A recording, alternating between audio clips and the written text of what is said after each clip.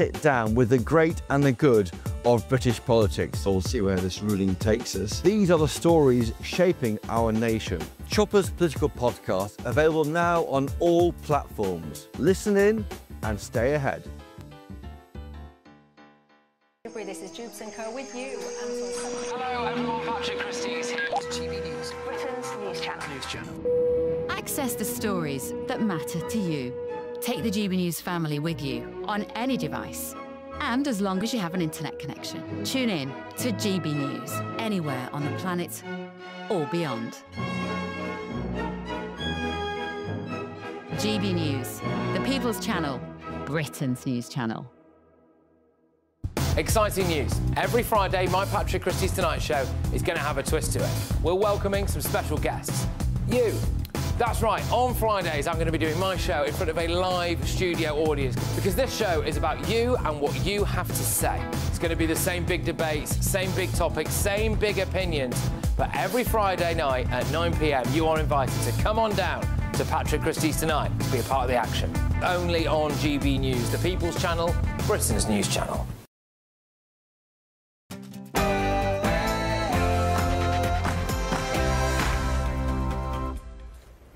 Welcome along. Well, we've only gone and done it. Bev Turner's only gone and done it. She sat down with the President of the United States, and what a time to do it, because all week over here, Bev, the news has been absolutely dominated by Trump versus the BBC. People have been waiting on tenterhooks. I ran a countdown clock in my show last night when it was gonna count down to the moment that the BBC had to satisfy Trump with an apology. Well, I mean, I want to know, is he going to sue them, or are you going to make me wait to find out? He's resolute, put it that way. Oh, but you should listen to hear it in his own words. And you know what I would say as well, Patrick? I think he's hurt. I genuinely mean that. I think he's much more vulnerable in real life than he appears. For such a kind of strong character, it can be quite so braggadocious and bossy and get a lot of stuff done. He's very gentle in person, and it was 4:30 on a Friday. He's waiting to go off on Air Force One to go to Mar-a-Lago for the weekend. So I thought we might only have 20 minutes or so, and actually we ended up talking for about 45 minutes. So we got through a lot of topics. Fantastic. Well, I mean, I can't wait. I'm actually just not going to go home. Emily doesn't know this yet because she'll be asleep, but hopefully baby George is as well. I'm just going to stay here for 2 hours and I'm going to watch this. So I can't wait to find out, and no doubt the world will be. It's the interview everyone's going to be talking about tomorrow. And I tell you what, the BBC bosses better be watching, hadn't they? Probably, yes. It probably would be wise to do so, Patrick. So thank you, my love. I'll take it from here. This is The Late Show Live.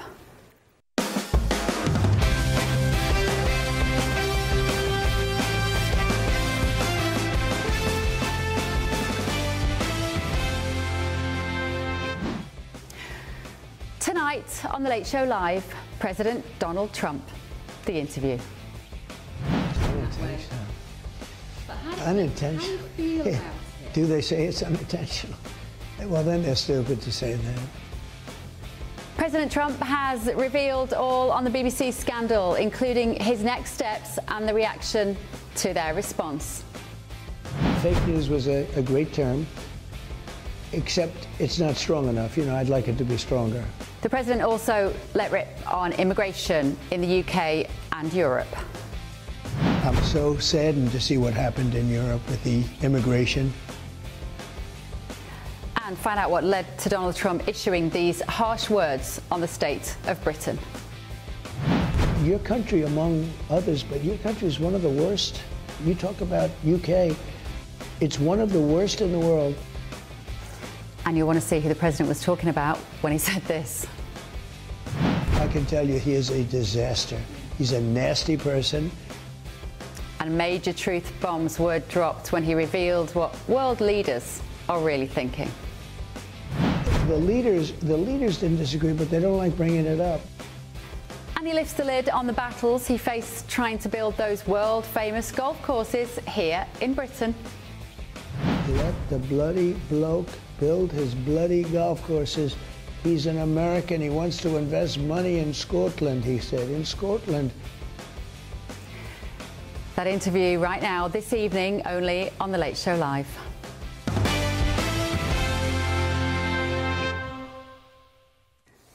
Now, I am not exaggerating when I say that Ben Leo and I have literally run through the door here in Washington, D.C., sprinting it from the White House. But before we dive into that interview, I'm just going to show you a little taster. Now, we haven't seen it. We were clearly there. I was there. Ben was there with me in the room.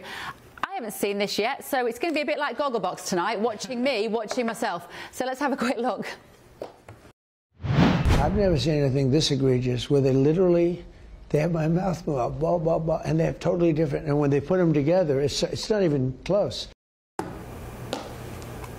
So joining us from London is journalist and broadcaster Christo Foufas and Labour MP Barry Gardiner, and of course in the studio with me, not the audience, in the studio with me, Ben Leo as well this evening. Ben, should we just sum up a little bit how this afternoon has been for us?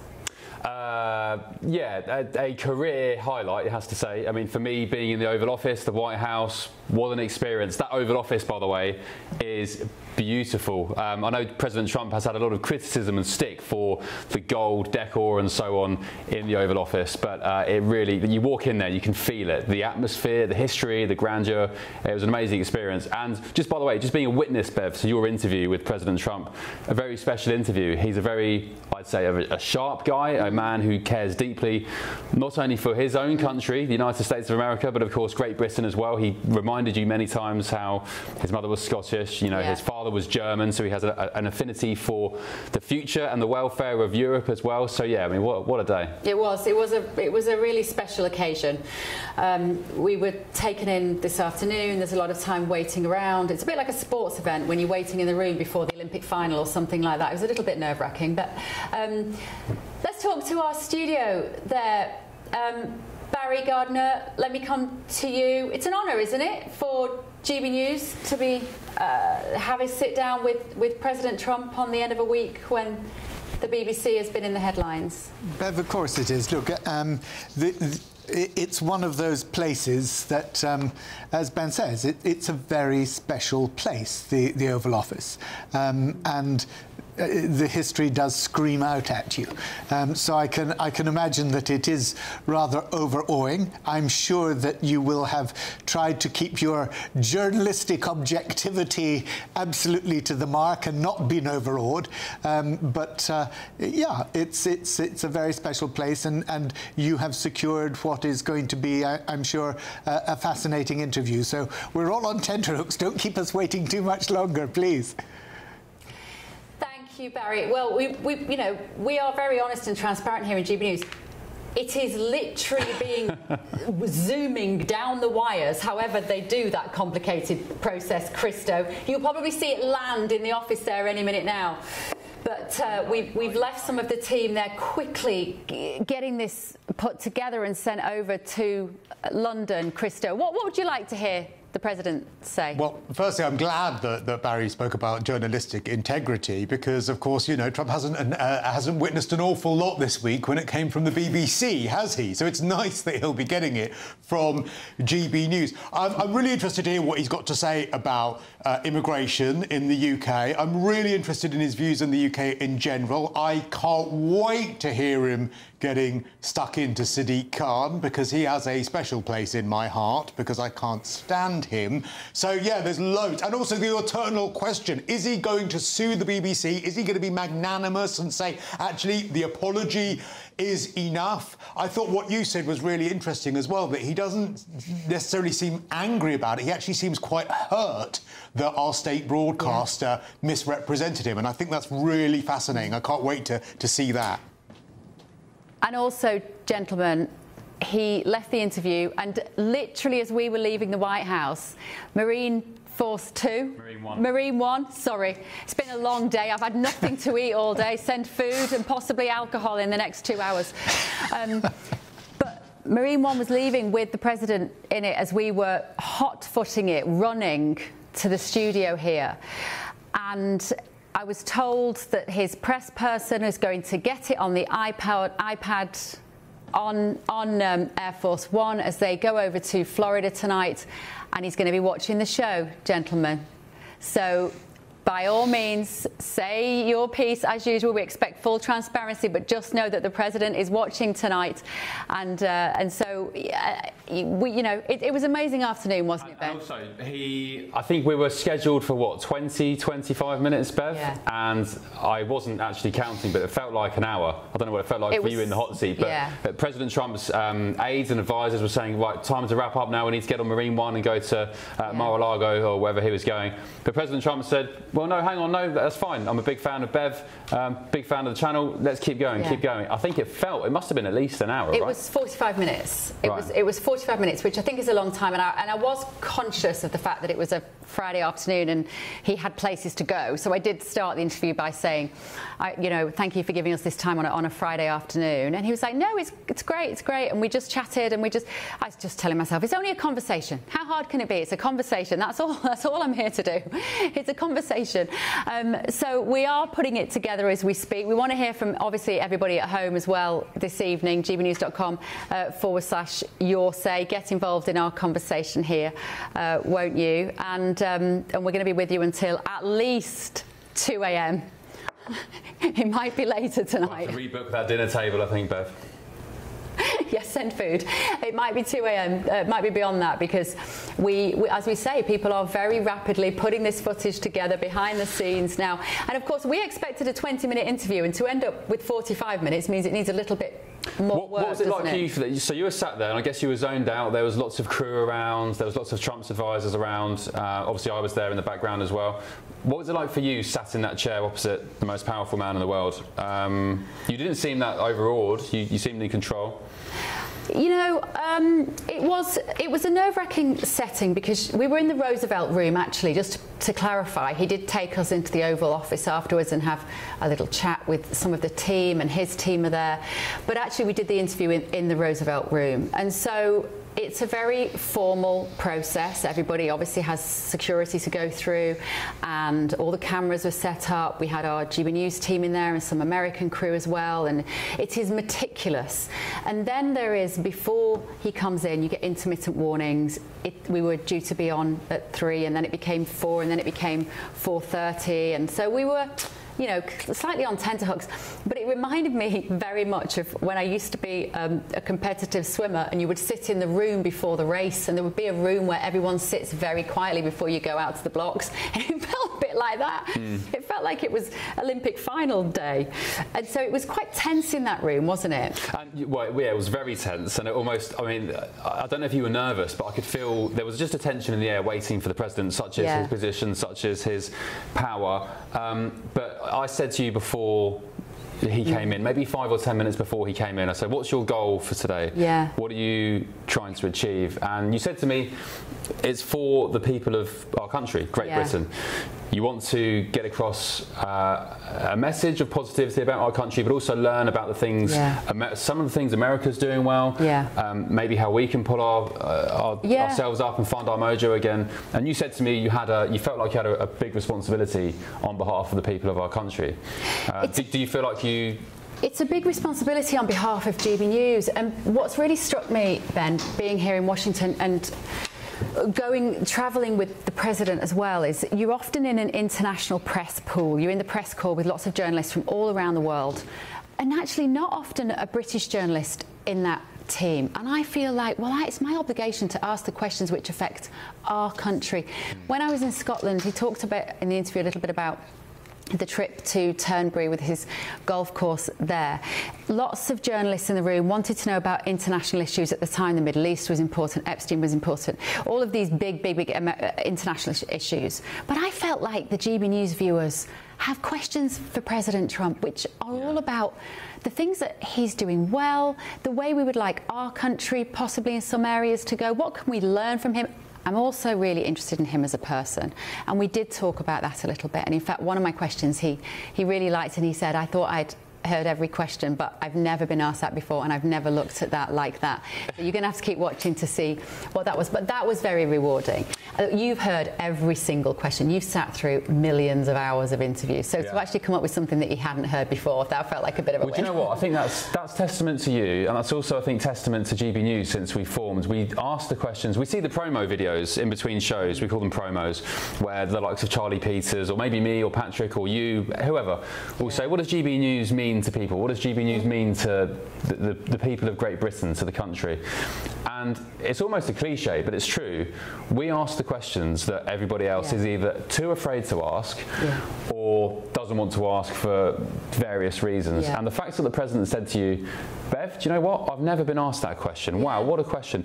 I think that's testament to you, and it's testament generally, without sitting here and patting ourselves on the back too much, it's testament to the channel as well, because I think we strive to do that across all our programmes, across our broadcasting, from breakfast to Patrick's show to this show at midnight. And again, I don't want to sit here and pat ourselves on the back, but I think that's why we've found such success in recent years, and especially in the last 4 or 5 months now being Britain's #1 news channel. I did sort of joke beforehand, a couple of minutes beforehand, I did say to our boss, Mick Booker, who's with us, I think I'm a bit frightened. He went, come on, you're the fearless journalist. Now is not the time to be frightened. He had a point. We talked a lot about energy, about the generating of energy and how the UK could best do that, didn't we? Obviously, we have discussed the BBC. That's a huge topic in this interview. So I wrote a prediction on X yesterday saying I think President Trump will I think he wants an off-ramp. This was my prediction yesterday. I think he wants an off-ramp. I don't think he wants to meet the BBC in court. I don't think he wants a diplomatic row with Keir Starmer. I think he'll probably say, look, it's going to be licence fee payers paying any settlement or fine. So I'll tell you what, guys, I'll accept the apology and let you off this time. I'm not going to say what he did say in the interview with you, of course, but that was my prediction. Find out imminently whether I was right or wrong. Yeah, the interview has come in. We are getting it to you ASAP, just so you're well aware. In the UK, I know a lot of you have stayed up to watch this evening. Let's go to Barry and Christo at the moment, because they are there also waiting for us. The one thing I will give you a little bit of a spoiler, maybe, is Barry, is the fact that he does have a bit of a go at Sadiq Khan. That beef is long held, isn't it? And actually, but do listen to his reasoning, because again, it's very human.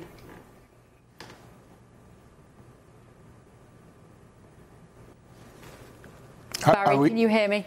Yeah, I can hear you. I was waiting to hear. Are you going to trail what the president actually said about Sadiq? No, my love. Sorry, I was just saying he did. Putting my earpiece back in and realising that I'm talking to you. Yeah. Look, there has been a long-standing sort of feud between Sadiq and the president. I don't think it does any of them a great deal of good, quite honestly. And I remember when Donald Trump, when he was first president, came to the UK for his visit, and the mayor allowed a blimp to go up, which was, I won't say what it was, but it was an unflattering representation of Donald Trump. And that certainly was not something that he welcomed, and he made it very clear at the time. Equally, the mayor said, well, it's a matter of freedom of speech and I can't politically censor it. But I don't think it was a sensible decision to do for a visiting head of state of one of our closest allies. I think, if I can just come in here, I think it was worse than that. I mean, we had, in January of this year, the London mayor saying that Western democracy was at risk of resurgent fascism ahead of Trump's inauguration. Previously, back in 2019, saying that Donald Trump is like a 20th century fascist. I mean, there is free speech, and I agree with free speech, but I think anyone would also agree that free speech has some responsibility. Now, we hear that sort of discourse on X and people sort of being quite vile to each other that way, but I think political leaders have a little bit more of a responsibility. And when you have people like Sadiq Khan or David Lammy throwing around Nazi and fascist to, I think, the American president, I think that's really damaging, and I'm not surprised that Donald Trump gives it very short shrift and does not like Sadiq Khan for it. Yeah, I think that was one of the ways in which Keir Starmer actually scored when he went to visit the president at the beginning of the whole tariffs dispute. He didn't try and grandstand and you know, flex his muscles in front of the president, and he thought more, well, what's in the best interests of Britain? And I think that was sensible. That's the way sensible politicians should conduct themselves and not get involved in personal animosities. Gentlemen, let me throw you to a quick clip of what the president had to say about Sadiq Khan. Here you go. I can tell you he is a disaster. He's a nasty person.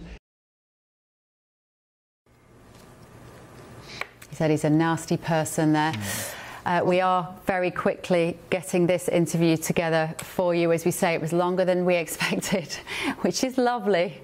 But I mean, I would think he was a nasty person, but based on what I've just outlined, that he has said about Donald Trump. But I do want to just agree with you, Barry, though. I think that actually, if I was Keir Starmer, I would be bowing down and kissing Donald Trump's feet, because Donald Trump has actually given him one of the few moments within him being Prime Minister of triumph, because I do think his relationship with Trump and the way in which he's negotiated with Trump has been one of Starmer's finest moments. And it's right to credit him for that, but let's not forget Donald Trump was very kind to give him that, because politically, and we were talking about this in the last show actually, and what Starmer stands for versus what Trump stands for, they could not be further apart. And so I think the fact that both of them are able to leave that at the door when they're in the room with each other is quite something.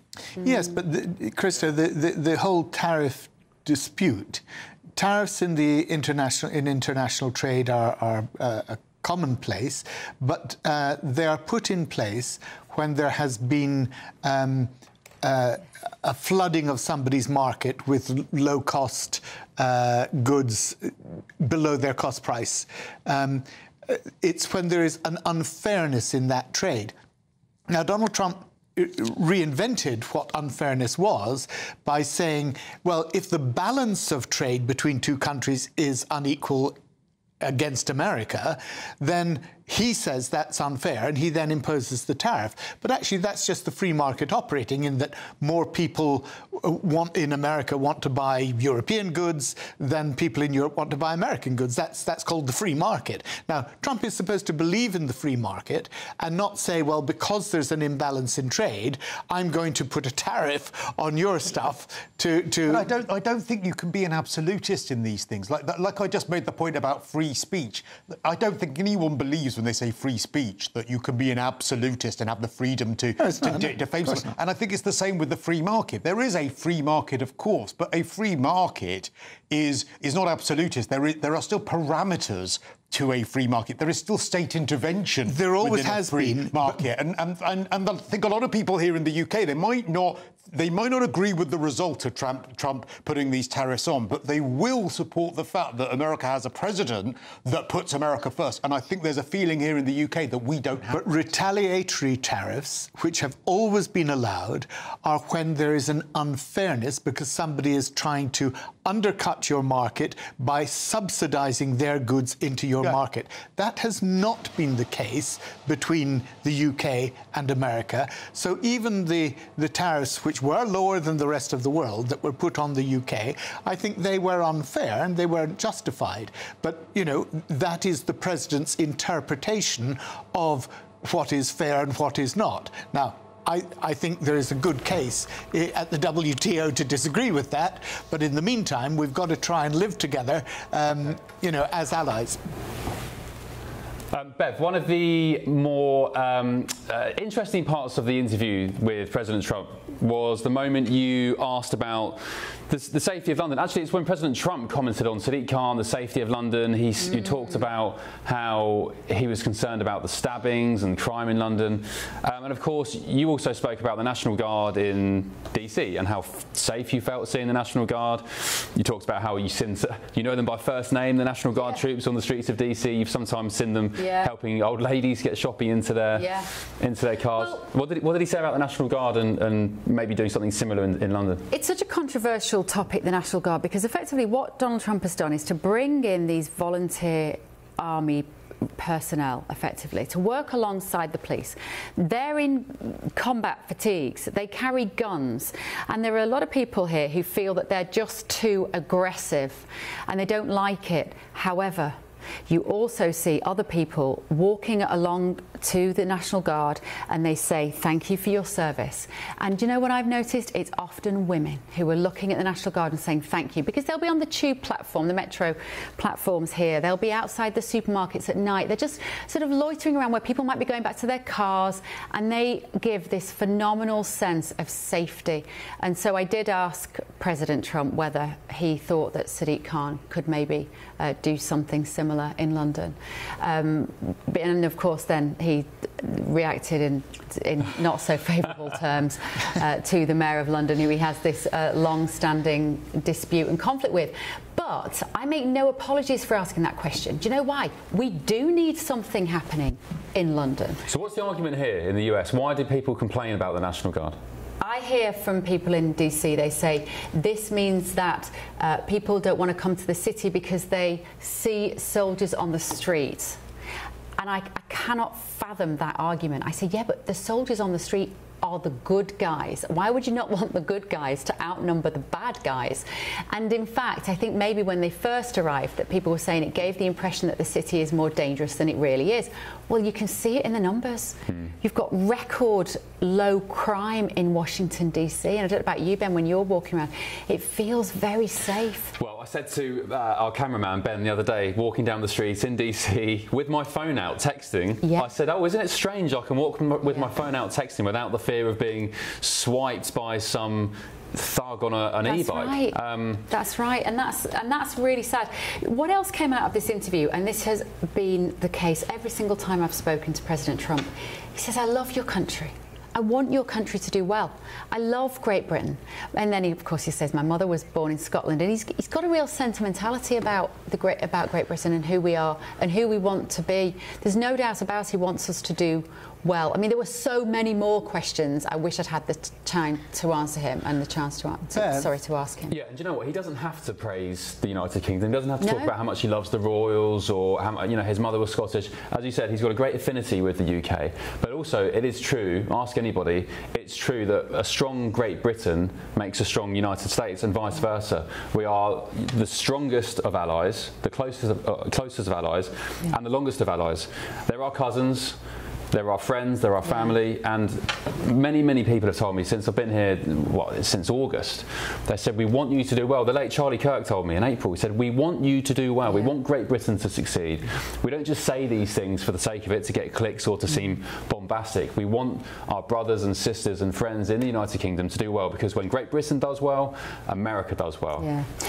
What's occurred to me as I was preparing for this interview as well, and unfortunately I didn't get to ask him this, but it was interview one, is how relevant is this country now to presidents? Because it looks and it feels like the world is looking eastward the whole time. And 80 years ago, we were the most important country, arguably, on the planet, and we, even prior to that, the turn of the century, our industrial revolution, the inventions that came out of this country, the brilliance, the creativity, what must have been an ecosystem for entrepreneurship, which is what we used to be this in Great Britain and Scotland as well. And we talked a bit about Scotland, obviously, with his mother being from there, and we want to get back to that place. And I do wonder, when leaders around the world think about Great Britain, how they view us now, because we know from being here, we get told all the time, oh my goodness, your country is in trouble, is what people say to us here. And a lot of the time they are concerned about the free speech element, in this country. When we speak to people here, they say, don't you get locked up in the UK for a social media post? There is some misunderstanding of all of that. Of course there is, and it does need to be explained. But we do have record numbers of people being arrested for social media posts in the UK. 12,000 a year? 12,000 a year. There was a table out the other day. I think the UK was top for the number of arrests for online contraventions of free speech. Russia was something like third or fourth. North Korea was maybe second. Yeah. And I mean, that is a damning indictment of the current free speech situation. Yeah. We talked about war as well, Russia and Ukraine. And if you are just tuning in, we are getting the interview. We did it only a matter of moments ago. We didn't walk out of the White House probably not 90 minutes ago, something like that. It was a nice long chat. And so we are whizzing it by the powers of technology from Washington into the studio in London to prepare it for you at home. So please bear with us while we pull that together. And the big bombshell line, of course, is on the BBC. Yeah. We won't tell you what President Trump said. I had my thoughts yesterday as to what President Trump would do. Was I right? Was I wrong? We'll find out imminently. I think that part one of the interview is coming in just a second. But it's fair to say he laid into the BBC. And also, you mentioned at the top of this conversation, Bev, he was more hurt and disappointed than I'd say angry. He also very confused as to why they'd behaved like that. Yeah, I would say watch his body language and the look on his face. And there's a sort of sad resignation about the fact that he's having to do this. I don't think, if I remember, Ben, I don't think he talked about it being left or right or political, or I don't think he insinuated, I don't think he was explicit actually about it being a politically driven Well, I think decision. like most people, he was shocked that an institution such as the BBC, which we all fondly remember growing up as being much loved, trusted around the World Service, of course, could find itself in a position not just once with editing a clip like that, with Panorama, but as we learned yesterday, and he told you when he sat down, President Trump, Bev, a few hours ago, before we started rolling, he said, oh, by the way, I've just been told about this second Newsnight incident. The editing of the same speech, different programme, different year. He said, I can't believe it. He was just so confused because he remembers, he said, of course, again, his mother is Scottish. He remembers, you know, how his mother used to love and adore the royal family, and the BBC, and the great British institutions. He was more confused and dumbfounded how, not just once, but twice this could happen. What occurred to me as well this evening in the Roosevelt Room in the White House, he's a listener. Now, that will take people by surprise because we know that he likes to talk and he's a brilliant talker. So I was concerned going into the interview that it would be a monologue and it would be very hard for me to interrupt. And there's a kind of politeness about the fact that you don't interrupt presidents and prime ministers unless you really have to. So I was a little nervous about that. But actually, he was fairly generous and allowed me to come in on the questions. But when we weren't recording, he was very curious. He wanted to understand how important is this story in the UK about the BBC, and he wanted to listen, he wanted to understand who the broadcaster is, and that I was quite touched by, Ben, actually, because there are a lot of very powerful people in the world. I've met several, so have you. They're not listeners. They tend not to want to hear advice. They talk more than they listen. And somebody was telling me actually about President Trump that one of the reasons he really misses Charlie Kirk is because he was very influential and they would have long conversations where he would have lots of questions for Charlie about what was happening, particularly online, particularly with the younger generation, particularly in free speech and university campuses. And I think he really misses that counsel from Charlie. Yeah. And I totally understood that this evening. And also, what was clear tonight is President Trump is, of course, he's the President of the United States. He's the most powerful man in the world, but he's happy to say, I don't know it all. I don't know everything, which is, you know, goes back to your point there where he listens. He wants to learn. He wants to know. He asks off camera, how's the UK doing? How are things? How's the economy?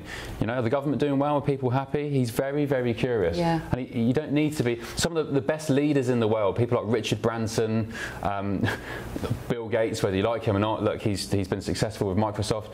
Loads of other people, great leaders, CEOs. Richard Branson isn't an aviation expert. He's not a music expert. He's not a space expert, but he delegates and he listens and he gets the best people around him, which is clear from the interview you had with him tonight, President Trump does. One of the questions I did ask him, I'm not going to tell you the answer, but I did say to him, when he wakes up at 3 o'clock in the morning, as we all do, you know, when you have worries, what is it that he worries about at 3 o'clock in the morning? And I think he did pause and think about that, and I think it's a very revealing answer, actually. We talked about him as a father, him as a grandfather, that particular role as well. We talked about crime, as we've said, war, Russia, Ukraine, the economy, patriotism. What he thinks about the fact that we have so many people in the UK raising the flags at the moment and why they might be doing that. Obviously, the BBC, if you're just tuning in, is one of the big issues that we talked about. Energy as well, the fact that energy in the UK, electricity, gas, for the households in the UK are 2 to 5 times higher than in America. Yeah, that just reminds me, we were chatting at in the Oval Office at the desk after the interview. He was very generous and showed us around. And what, by the way, I'll say again, what a room that Oval Office is. Yes. Just the grandeur, the gold he's installed in there. I know he's been criticised for that, but it really is emphatic. Beautiful. And you can feel the history. Anyway, we were sat at stood at his desk where he is now, you can see on the screen. And we were talking about energy prices in the UK. And he said, how's your energy bill since you've been living in DC? I said, Mr. President, I am saving tons of money. My energy bills here in DC are, you know, compared to the UK, zilch, nothing. Yeah. And he said, really, they're that high in the UK? I said, yeah, it's incomparable. And he was unequivocal about how he thinks we should solve the small boat migrant crisis, situation, invasion, pick your word. He was really unequivocal about that because, of course, one of the big success stories of this presidency so far is the fact that he's taken illegal migration down to 0. And now we know that Donald Trump is the king of the superlative, and sometimes people will say, well, that can't be true. Trust me, on this issue, it is true. Even here in America, the left-leaning media broadcast outlets have to they agree. They say it is 0. Well, I went down there. I went to the southern border in Arizona. I spoke to law enforcement down there. I spoke to the Border Patrol, and I said, what's changed? How overnight can you suddenly go from, what are the estimates, 15 to 25 million illegals in the USA under Joe Biden?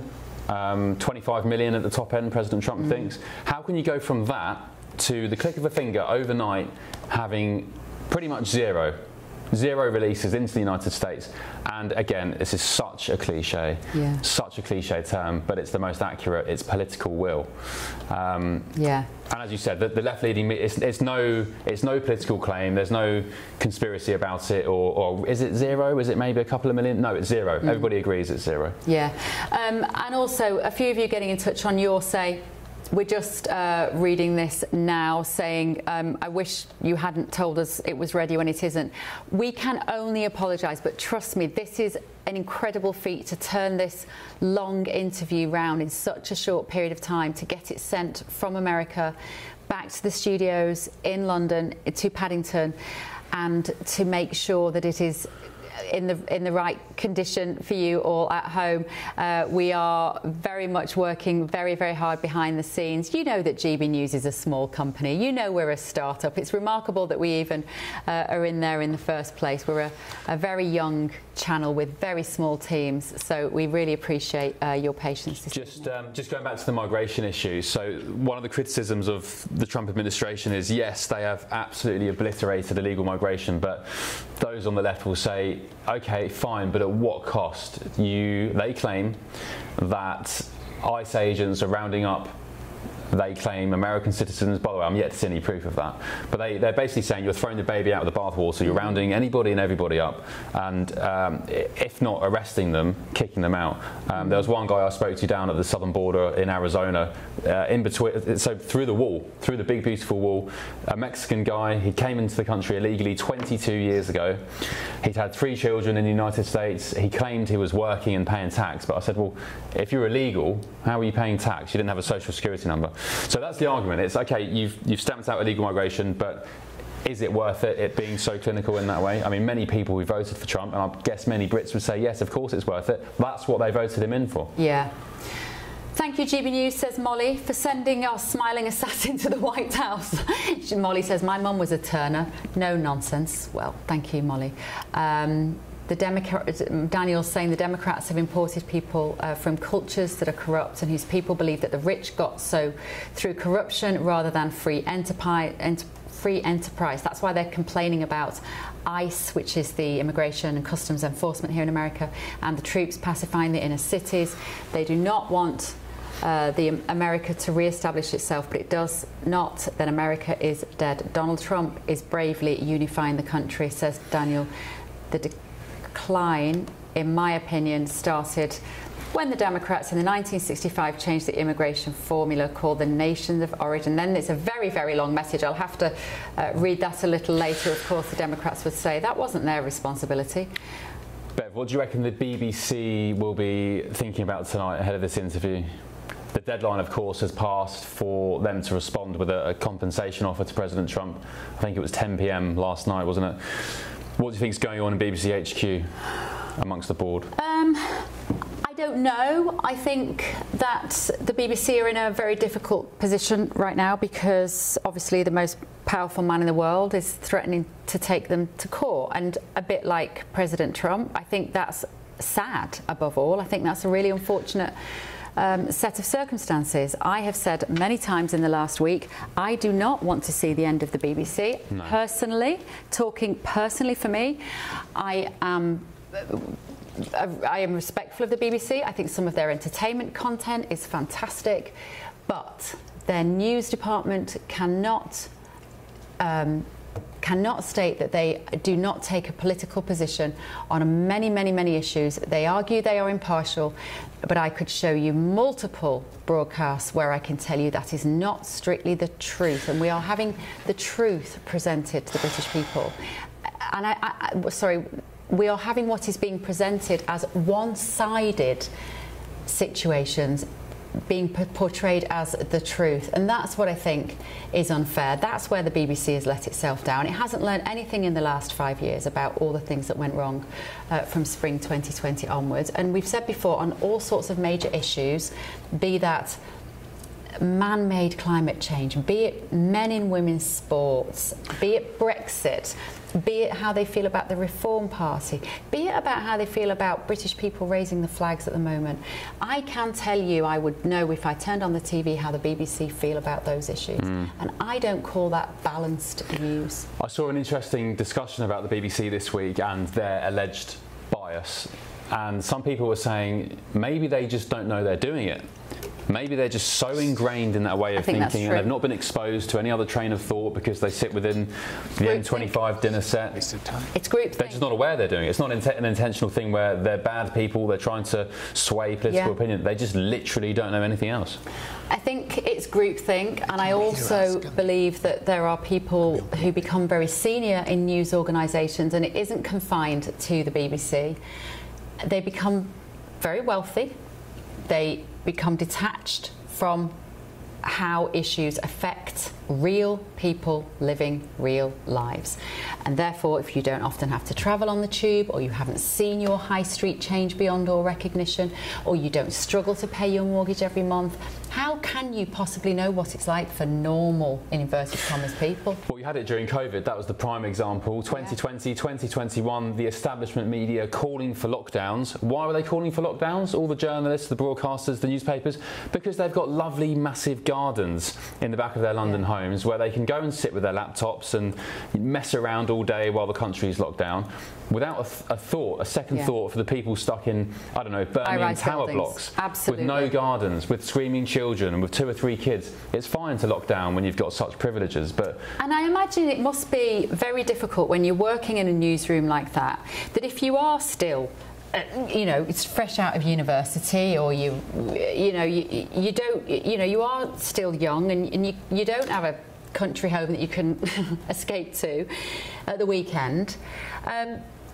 It must be very difficult to be the only person in the newsroom that wants to put your hand up and say, we're going to do this story about the fact that men can breastfeed and that male breast milk is just as good as female breast milk, which was genuinely a story that the BBC ran. They did apologise for it.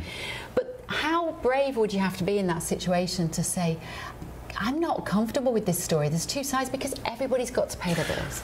Well, you'd ostracise yourself, wouldn't you? You're in a room full of people who think differently to you, and it would take a very courageous individual to go against the grain. Yeah. Why do you think, Bev, President Trump spoke to you tonight to GB News? Have you thought about that yet? It's a very good question. I haven't. Well, I guess we. For anybody who doesn't know, I travelled with the White House in the. Well, I've lost track of time. This year's gone a bit strange. In the summer, when Donald Trump went to Scotland. Are we almost ready to go to this? I think it's ready. Yeah. Okay. Well, marvellous. Thank you for bearing with us here on The Late Show Live this evening. We are now going to bring you this world exclusive, no holds barred conversation with President Donald Trump, recorded just moments ago in the White House. I'm watching it for the first time too. Without further ado, here's part one. Mr. President, thank you for giving GB News this opportunity to talk to you and to hear from you. We've spent some time on your trips to the UK recently and had some conversations, but this is the first time we're getting to sit down and talk. And I've spent a little while in America now, and I've been really struck by the sense of positivity here, the can-do attitude is really in contrast to the UK and more broadly Europe, actually, which feels like it's in the doldrums at the moment, economically, socially, really struggling. Right. And that's been a long-term project, I think. But you've proven that leaders don't just have to sit around writing strongly worded letters. You can actually get stuff done in a short space of time. How have you done it? Well, if you look, you talk about Europe and other places, but this was a place that was moribund. It was a disaster, the U.S., under the Biden administration. And there was no spirit. Nobody wanted to go into the military. You know, the recruitment was at record lows. Everything that was bad, it just couldn't get, I don't think, much worse outside of a total collapse. And we've turned it around. You know, it's my 10th month. And I think nobody's done what I've done. It's the hottest country in the world right now. The U.S. right now is the hottest country in the world. The King of Saudi Arabia, other leaders, they said, a year ago your country was dead, and now you have the hottest country in the world, so it can be done. I'm so saddened to see what happened in Europe with the immigration. I think above all else the immigration, but the bad taxing policies. When you look at, you know, Europe is not the same place. No. I can't say every place, but pretty much almost every place. There are a couple of places, and I won't even get into that because those are the people, the leaders that aren't liked by the other European leaders. Yeah. But what's happened is so sad to Europe. And I think probably you have the same problem that we do with the fake news. You know, if you don't get the news out and properly, it's never going to change. But Europe, I love Europe. Hey, I'm originally from Scotland, Europe, right? yeah. And between Scotland and Germany, right? Yeah. A German father and a Scottish mother. And a great mother, by the way, I have to tell you, great father, great mother. So I have a little prejudice toward Europe and those two places, but it's so sad to see what they're doing. So how have you done it? Is it about your team, your vision, your drive? You know, from day one you were signing executive orders. Yeah. The pace of change here is remarkable. I almost don't know what you're going to do for the next few years. You've done so much in such a short space of time. Well, we have a strong border. Yeah. We have a lot of spirit.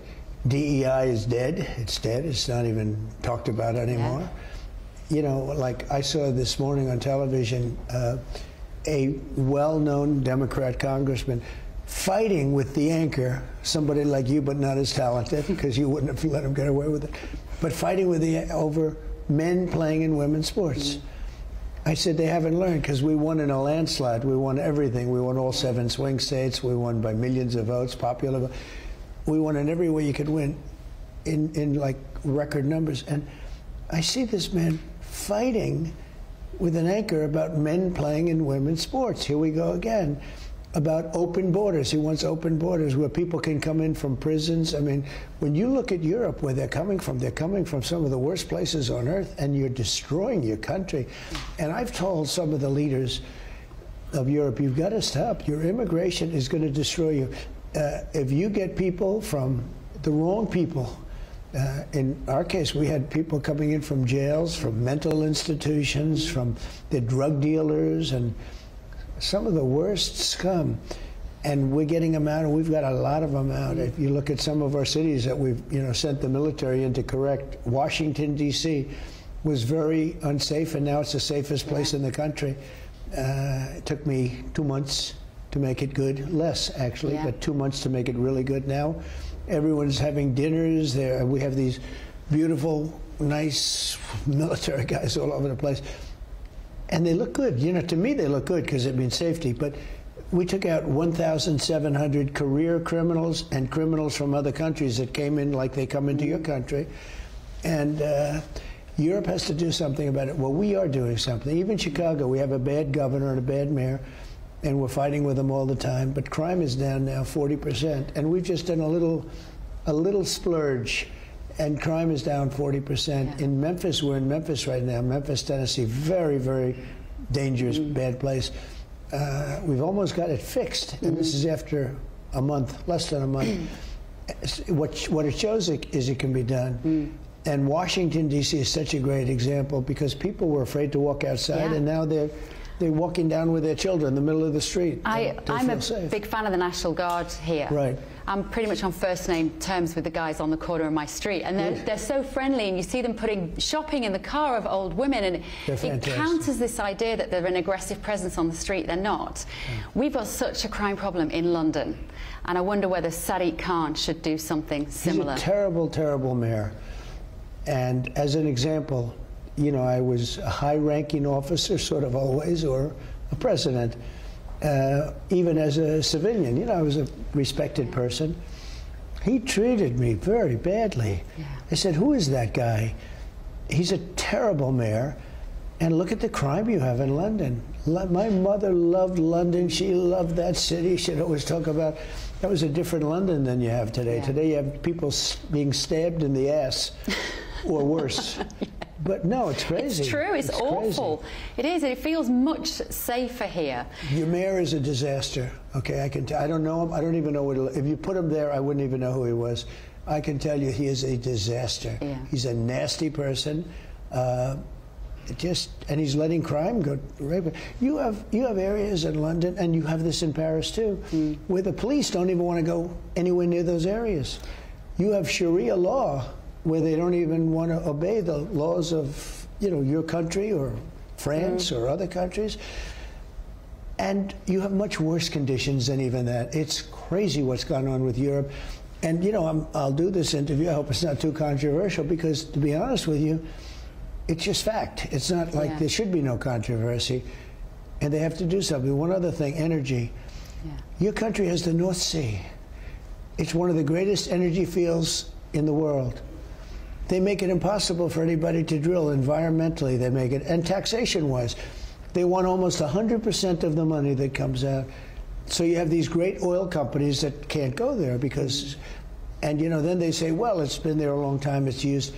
You've got 1,000 years of life there. That's one of the most vibrant, and it's also some of the best oil. It's really, you have good oil, medium oil, but you have some of the best oil.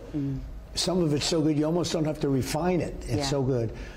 You have this huge asset sitting there, and you're destroying your country with windmills all over the place. I mean, I fly over Scotland, and I fly over parts of the UK in helicopter a lot, and I'm looking down, and I see these gorgeous fields being destroyed by windmills.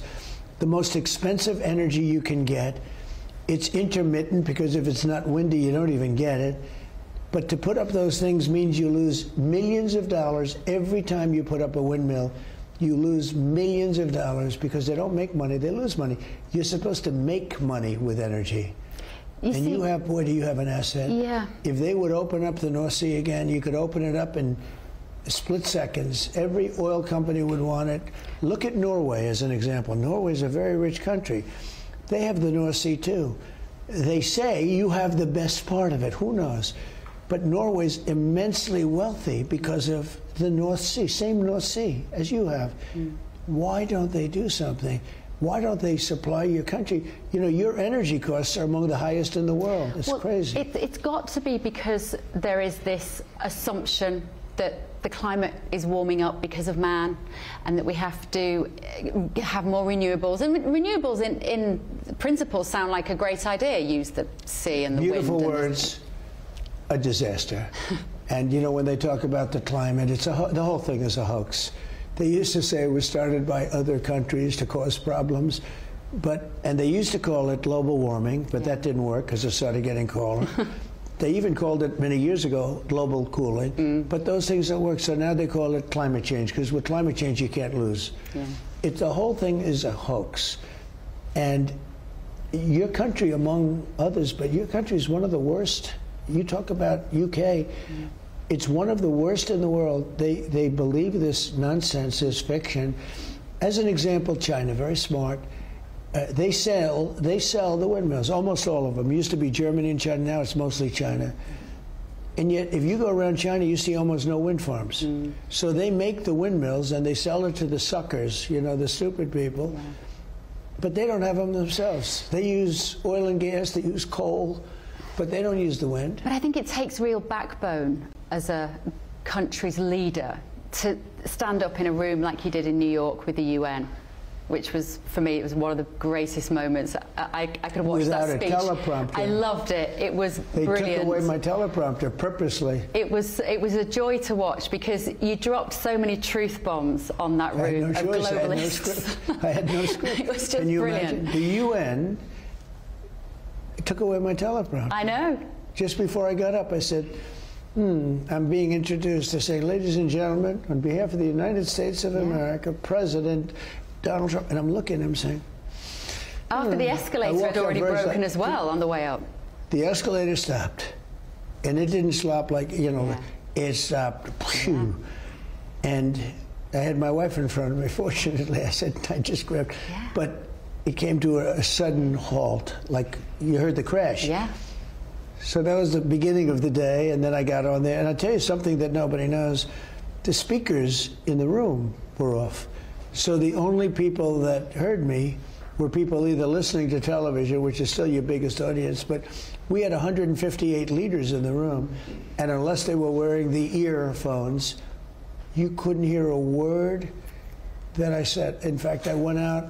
I thought I gave a good speech, considering the fact I had absolutely, it was terrible. I loved it, because I thought you were relating in that moment to so many people watching at home, and particularly in Great Britain, who were agreeing with what you were saying about the destruction of Europe and the scam of net zero, and yet everybody in that room seems to disagree with you. Is it just that there's a lack of leaders? The people in the room didn't disagree. The leaders didn't disagree, but they don't like bringing it up. This is what I'm saying. Is this the problem, that nobody has the backbone to be the person to put their hand up and say, we know that you don't all believe in this, but you're all going along with it. But why? Why are they going along with it? Well, you know, in some cases, all right, some countries don't really have a choice. They have, you know, they don't have oil. The UK has one of the greatest fields anywhere in the world, and you don't use it. You know, I was approached by the oilmen that used to be there, and it's hurt the towns in the surrounding areas. It's hurt everything. But I was approached by the oilmen, and they said, sir, can you help us? We have the greatest oil in the world, and they won't let us use it. They won't let us use it.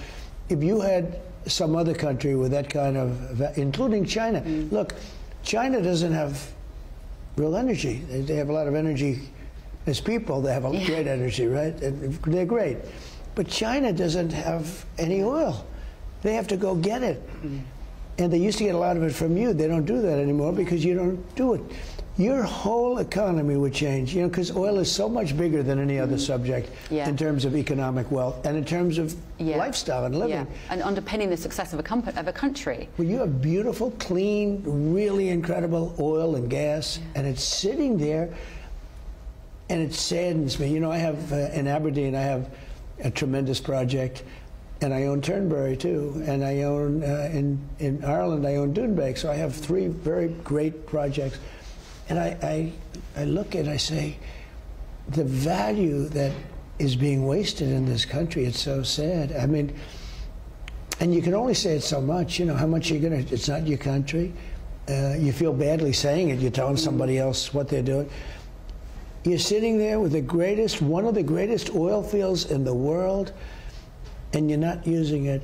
And when when Exxon, when these big companies want to use it, they're rebuffed. They're told no. And you're putting up windmills all over. You're killing all the birds, by the way. They're ugly as hell. They make noise. They're very unsafe, and they produce. Every time that thing goes around, it loses money. You can't recycle them. It's landfill at the end of the day. Remember this, after 10 years, you have to take them down and put new ones up because they only have a certain life. Awful. It's hard to believe. Now, unfortunately, even though there are so many topics we could talk about, we have to tackle the issue of the BBC and this defamation case. Can I just ask you, how did you feel when you were first shown the footage or told about this edit, which the BBC say is unintentional to depict you in that way? But how do you feel about it? Do they say it's unintentional? Well, then they're stupid to say that. You know, they wrote me a letter of apology, as you know. How was it? But then it's fine, but what is it? Yeah. It's fine. They wrote me a nice letter. We apologize. But when you say it's unintentional, I guess if it's unintentional, you don't apologize, right? You know, I made a beautiful statement, and they made it into a not beautiful statement. And now I hear, just before this interview, I was told, somebody said, "Sir, you were not going to believe it. BBC did it again. They found another place, I think at a totally different..." On Newsnight. Yeah, totally different place. That they did it again. It's not even believable. You know, I just settled with 60 Minutes in I guess it's based in New York, CBS, because they had Kamala the night or 2 nights before the election. Her answer was so bad, it was election interfering. Okay, that's how bad it was. And they took her answer out, and they gave her a totally different answer using her. At least they used her. Yeah. But they took it from 20 minutes or something later in the interview. In other words, they took some other answer to a totally different question. And it was still a lousy answer, but it wasn't election threatening, right? Yeah. And we just settled that case. But that's not as bad as what BBC did. BBC actually, I mean, as bad as that was, they took her, and her answer was terrible. It was long, horrible, stupid, so stupid. It would, if anybody listening to it would have voted for Trump. Most of them did anyway, fortunately. But what happened is they threw it out. Just threw it out, and they took another one. They asked a question, they put a totally different answer. And through a series of weird events, just like the BBC was how we found out about it, one of their competitors reported it, how they found out about it. You got to give them credit. But in the 60 Minute thing, we found out because they advertised it in a commercial, and they used a little bit of that first answer, and then we found out, well, but that wasn't on the show. It was a totally different answer. We found out through talent and luck. But BBC, what they did is worse. And if it wasn't for the Daily Telegraph in the UK shining a light on this story, and then other channels, you got to hand it to them. running with it. And was that the Daily Telegraph? It was the Daily Telegraph that initially did. I assume they're enemies. The expose. They are now. Of the BBC. Yes. Well, I think they're part of the establishment media in the UK, and they've been there for many years. They're very well respected. But they were incensed by it. Daily Telegraph. They were angry, I think, on your behalf of that depiction.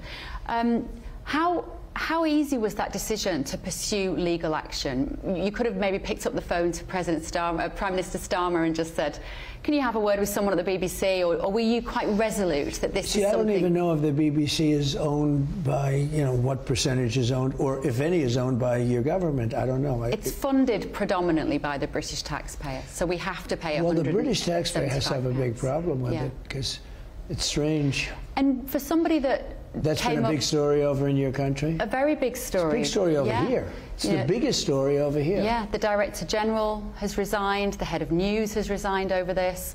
You've had the letter from the Chair of the BBC apologising. But how far are you prepared to push it? Because you've invented the phrase fake news. You invented that more than 10 years ago, probably now. It's fake news. Fake news. So did this feel like a smoking gun when for years you've been frustrated with the depiction of you that isn't accurate? I think I've proven fake news, because they used to have high approval ratings, the media. Now they have the lowest. I think they're lower than Congress, which is pretty good.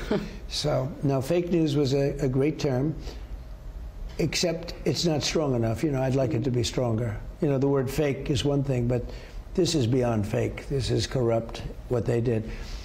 So, no, the lawyers walked in and said, "Sir, you're not going to believe this." And they showed, I didn't hear about it, but lawyers walked in and they just said, you know, the White House lawyers. They're government lawyers, actually. And they walked in and they said, "Sir, you're not going to believe this." I said, "What is it?" And they show me the one, and then they show me the other. And it's not even close. You know, it's different words. It looks like actually the same mouth movement. Who would be able to even find this? Somebody did an amazing job to be able to, but it's a totally different meaning and totally different words.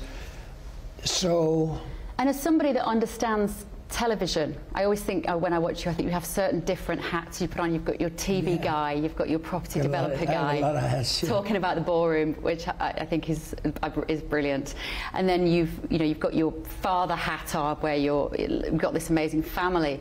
But in this instance, so you're looking at it through your sort of telly guy eyes as well, and thinking if you'd worked on a show where they'd edited something together like that, it just wouldn't get past the editorial process. Well, I did say that. That was my first thing. I said, who would do this? I've never heard of this one before. You know, you worry about AI because things like this can happen, you know, with their different geniuses. I mean, you know, you can do things. I've seen things that are incredible. But you can't imagine that BBC did this somewhat crudely, actually. Yeah. You know, it was done sort of crudely. They'd clipped together, hadn't they, two parts of the speech that were nearly an hour apart. It's incredible. To depict the idea that you had given this aggressive speech which led to this riot. And one making you into a bad guy, and the other one was, you know, my statement was a very calming statement. It's pretty incredible. I mean, I couldn't believe it, actually. I've never seen it. I've been doing this for a long time. I've never seen anything like that. That's the most egregious. I think that was worse than the Kamala thing with CBS and 60 Minutes. How far will you push it? Because they haven't offered, our understanding is they've offered no money whatsoever. They've apologised in a letter, but they haven't offered you a penny in compensation. There was this figure of $1 billion that you may be pursuing. I think I have an obligation to do it. Look, I'm not looking to get into lawsuits, but I think I have an obligation to do it. This was so egregious. If you don't do it, you don't stop it from happening again with other people. I think you probably have an obligation. I'd like to find out why they did it. You know, it's so bad. Yeah. Who thinks like this? And I wonder if they've done it. We'll find this out. You know, the nice part about litigation is we'll find out how many times have they done it to other people. Maybe they did it to me quite a bit. You know, because I've gotten a lot of publicity over there before. You know, I was getting in Aberdeen, which is such a great place. I went through, you know, years of permitting and everything else to build 2 great golf courses, and I did it really as almost art more than anything else. Yeah. I mean, I do it for the art. I'm lucky I can do that, right? But it's beautiful, and you know, and owning Turnberry and having the great Turnberry, which is so beautiful, and so I know your country so well, and the fact that my mother was, you know, my mother was a great fan of the Queen. Anytime the Queen was on, she said, "Excuse me, don't talk. We have to listen to the Queen." And she loved the Queen and the royal family. And, you know, we were honored just recently by King Charles and the family, the royal family. And they couldn't be nicer. It was great. We had that was an amazing few days. The state visit was beautiful. I've never seen anything like it. It was incredible. The whole thing was, it couldn't have been more beautiful. That room with the long table, right? It was amazing. I've never seen a room. I got to build one of them someday. Okay, so that was just the first part of what ended up being a very long interview. So let me know your thoughts, gbnews.com/your say. And let's talk now in London to Christo and Barry Gardiner, who are still there. Evening, gentlemen. Good evening again. Hi. Hello. Right. Christo, your reaction to what we heard there. He has an obligation to sue the BBC. Yeah, I actually wrote that very quote down. I have an obligation to do it. I'd like to find out why they did it. Have they done it to other people too? And he feels like, as you've just alluded to, that the only litigation will get those answers. The other word I wrote down that he said was corrupt when he was referring to the BBC, which is really, really strong language. But I think you were absolutely right in what you said as well, that he seems a bit sort of bemused and perplexed as to why they would have done this sort of thing. And you're right, he does sort of bordering on feeling a little bit hurt as well as to, you know, why have you done this? Why have you sort of done this fake news? Fake news, of course, not being a strong enough phrase. That was the other thing that he said during the interview. So really, really strong words from him. And I think that what we can take from that, which is what you've got from him, is that he has no intention of not proceeding with some form of recompense, some form of litigation. Whether that will be the $1 billion, who knows? I doubt it would be that kind of amount. But he wants some sort of accountability, I think. Yeah, Barry, which sort of begs the question that the BBC could have probably handled this better so far. And what I mean by that is they could have offered him some sort of explanation, offer him some sort of heartfelt apology. I think their response has been a little sort of mealy-mouthed and not sufficiently heartfelt for a man who feels very sentimental about the UK and even feels incredibly sentimental about the Queen and the royal family and the BBC as part of our country. They could probably have nipped this in the bud if they had been less arrogant. Barry, is that fair? Look, I don't know how determined the President is to pursue this. He said he has an obligation. He didn't say he was definitely going to do it. But I wanted to go back to some of the other parts of your interview, which I thought was fascinating. You talked at the beginning about America's can-do attitude, this go-getting drive in America under Trump. Well, of course, it's just had 43 days of the longest government shutdown in the US's history, where nothing was happening. All public services stopped. You know, that hardly shows the can-do attitude. He talked about the illegal migrants and the way in which they had gone to zero. In fact, if you look at what ICE says, which is his stormtroopers against illegal migration, they say that at least 200,000 have come into the country this year, because that is the number that they have deported who have come into the country this year. So it hasn't gone to zero, the illegal migration. And the illegal migrants in the US form 3.28% of the population, whereas in the UK it's 1.37. 11.4 to 14 million is the number of illegal migrants in the US, compared to 950,000 in the UK. We then go on to crime, and the comparison of Washington, D.C. with London.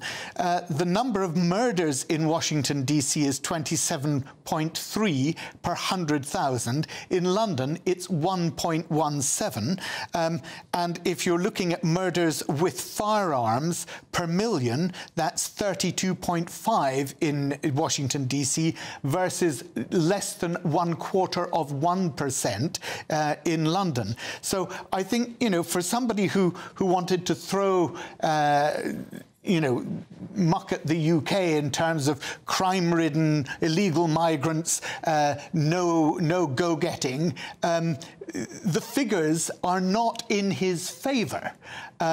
And so I was astonished that you didn't pick him up on any of those errors that he made. But look, in terms of the BBC was wrong to do what it did. It was right to apologise, and taking those two segments and putting them together was entirely wrong. They should have presented the context for that, which was a context in which they should have said, but he also said that he would walk peaceably with them to the Capitol, and put that part of his speech in as well. That would have been fair, it would have been balanced. But there's a wider context to that speech, and that is that he did say that the election had been stolen from him, and therefore that the protesters were justified. He did, after they had been violent and attacked the police who were guarding the Capitol, he did call those people who had been violent heroes, and I believe that when he came back as president, he actually then pardoned some of those violent protesters, those violent criminals. So there is a wider context in which I think the programme did not actually do him a disservice in what his views were around the issues of the assault on the Capitol as a whole. Okay, can I come in on this?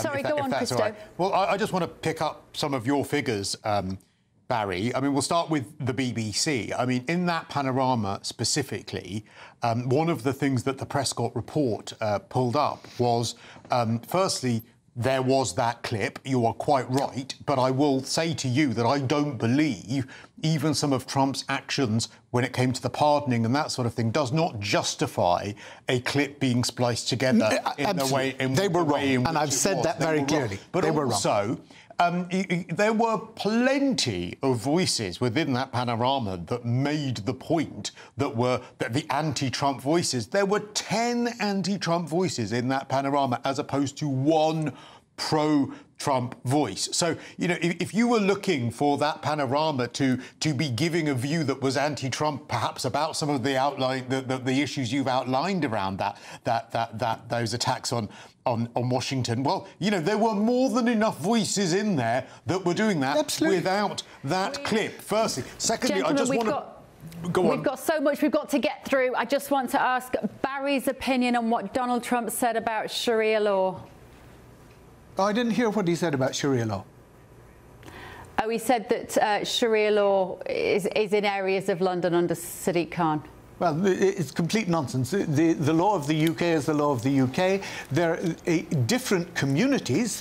For example, the Jewish community, the Church of England, they have canon law in the Church of England. There is, I've forgotten the name, halakha, I think it is, or something to that effect in the Jewish community, where within the community they can determine disputes in accordance with those laws, like they can in canon law in the Church. But those laws do not apply to anybody else, and they are not the law of the land. And any suggestion that they are is complete nonsense.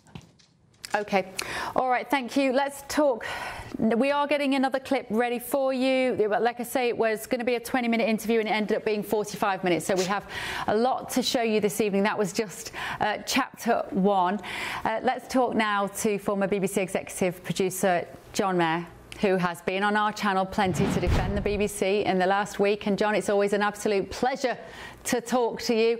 You've heard what Donald Trump said there. You've seen him look a little hurt and actually overwhelmingly confused and a bit baffled as to why this happened, and saying, I've worked in TV, but I can't imagine a scenario where an edit would depict something so wrong and actually, or factually incorrect, actually. And of course, he hasn't worked in news, he's worked in entertainment TV. So what did you make of what he said, John? It's like a bad dream. I'm waking up in the middle of the night and I'm hearing the leader of the Western world who's got a very, very thin skin whinging on about one little mistake the BBC made, and he's treated it as though it's World War III. This is nonsense. I mean, the BBC doesn't have to take any lessons in truth from Donald Trump. You know, Donald Trump and truth are not always related. You should realise that. Nor is Boris Johnson. So, you know, and British journalists corrupt? Is he joking? Are people in the BBC corrupt? Is he joking? No, he must be.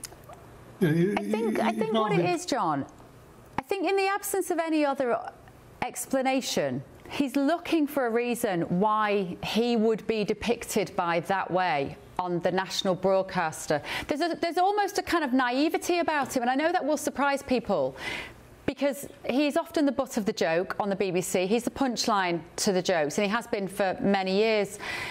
So I think he's genuinely a little hurt and baffled as to why the company would do that, or why Panorama would do that.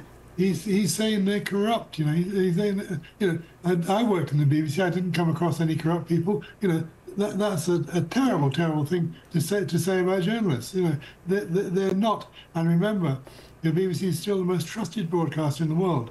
Trump has killed Voice of America. He's killed Radio Free Asia. You know, he's tried to silence all the networks in America. He won't silence the BBC. OK, John, thank you so much. John Mayer there. Now, on the issue of the BBC, the broadcaster has said, of course, we need to remind you, it sincerely regrets the manner in which the video clip was edited, but added that they strongly disagree there is a basis for a defamation claim. And on the issue of a second edit, which was aired during an episode of BBC Newsnight, a BBC spokesman has said the BBC holds itself to the highest editorial standards.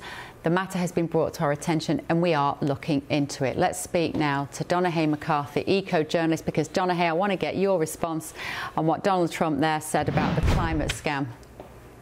Yeah, hi, good evening, Bev. I think there is just, the statements about China were extraordinary. You said that China has no solar or no wind installed and they just sell it to the rest of the world. It's just completely untrue.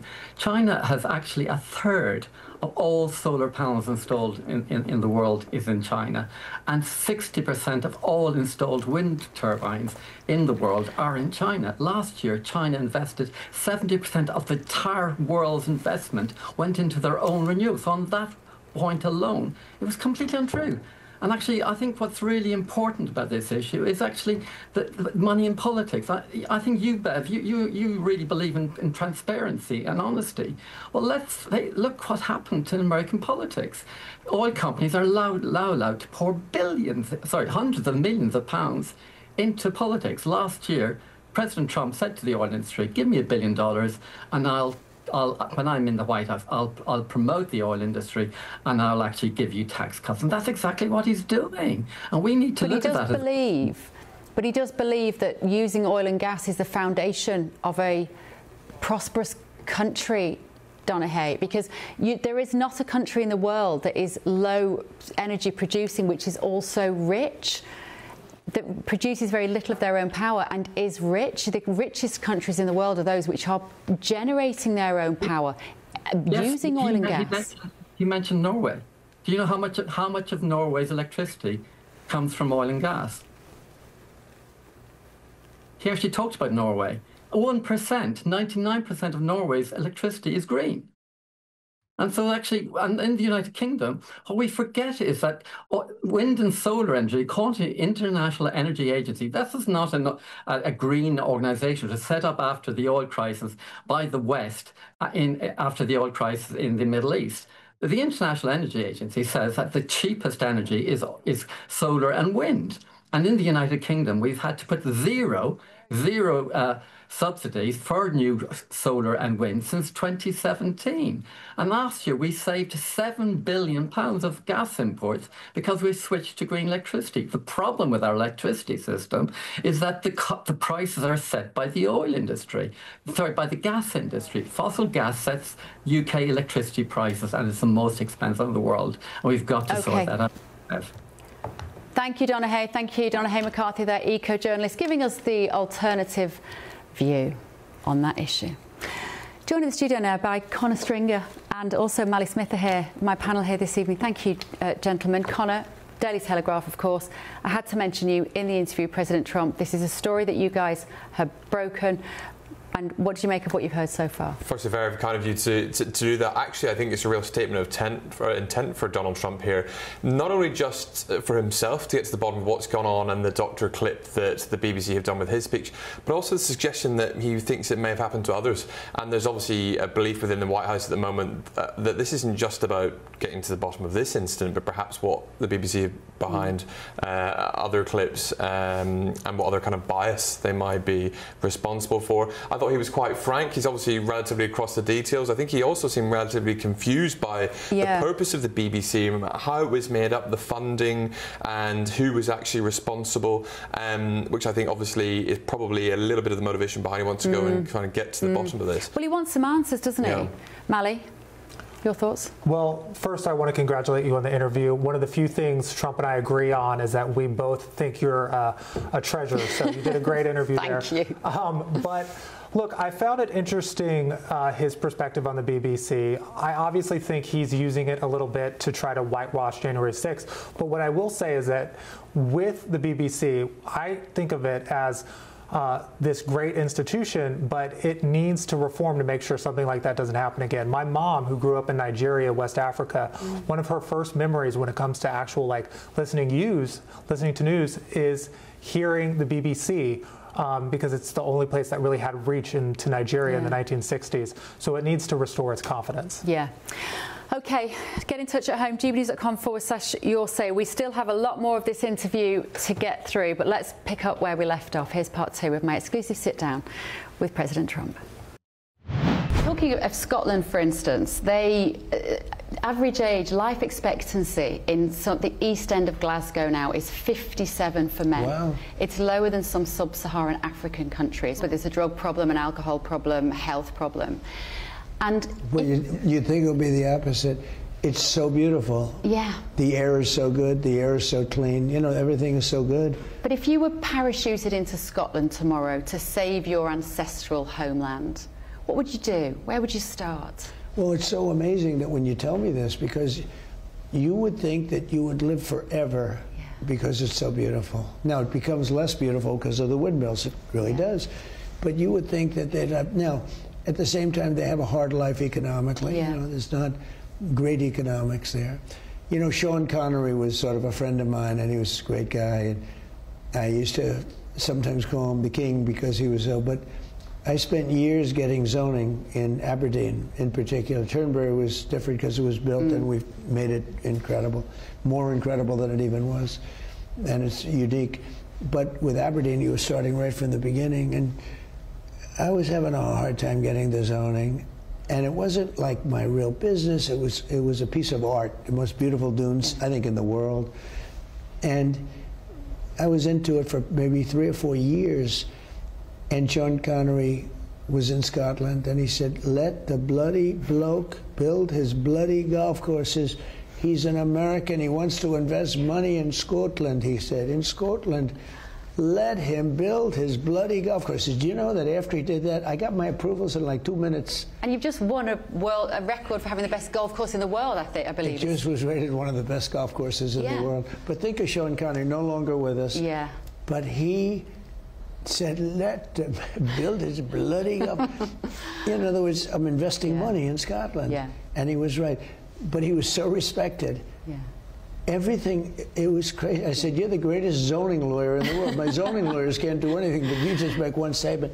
He was great. He was a great character, too. He was a great actor. It's one of the things I've noticed about being here is this sense of patriotism which you've revived, this period of renewal. You've even got record numbers of people signing up for the armed forces. That's right. They love this country so much, they're volunteering to prepare to die for America. That's what any leader of a country would want. Yeah.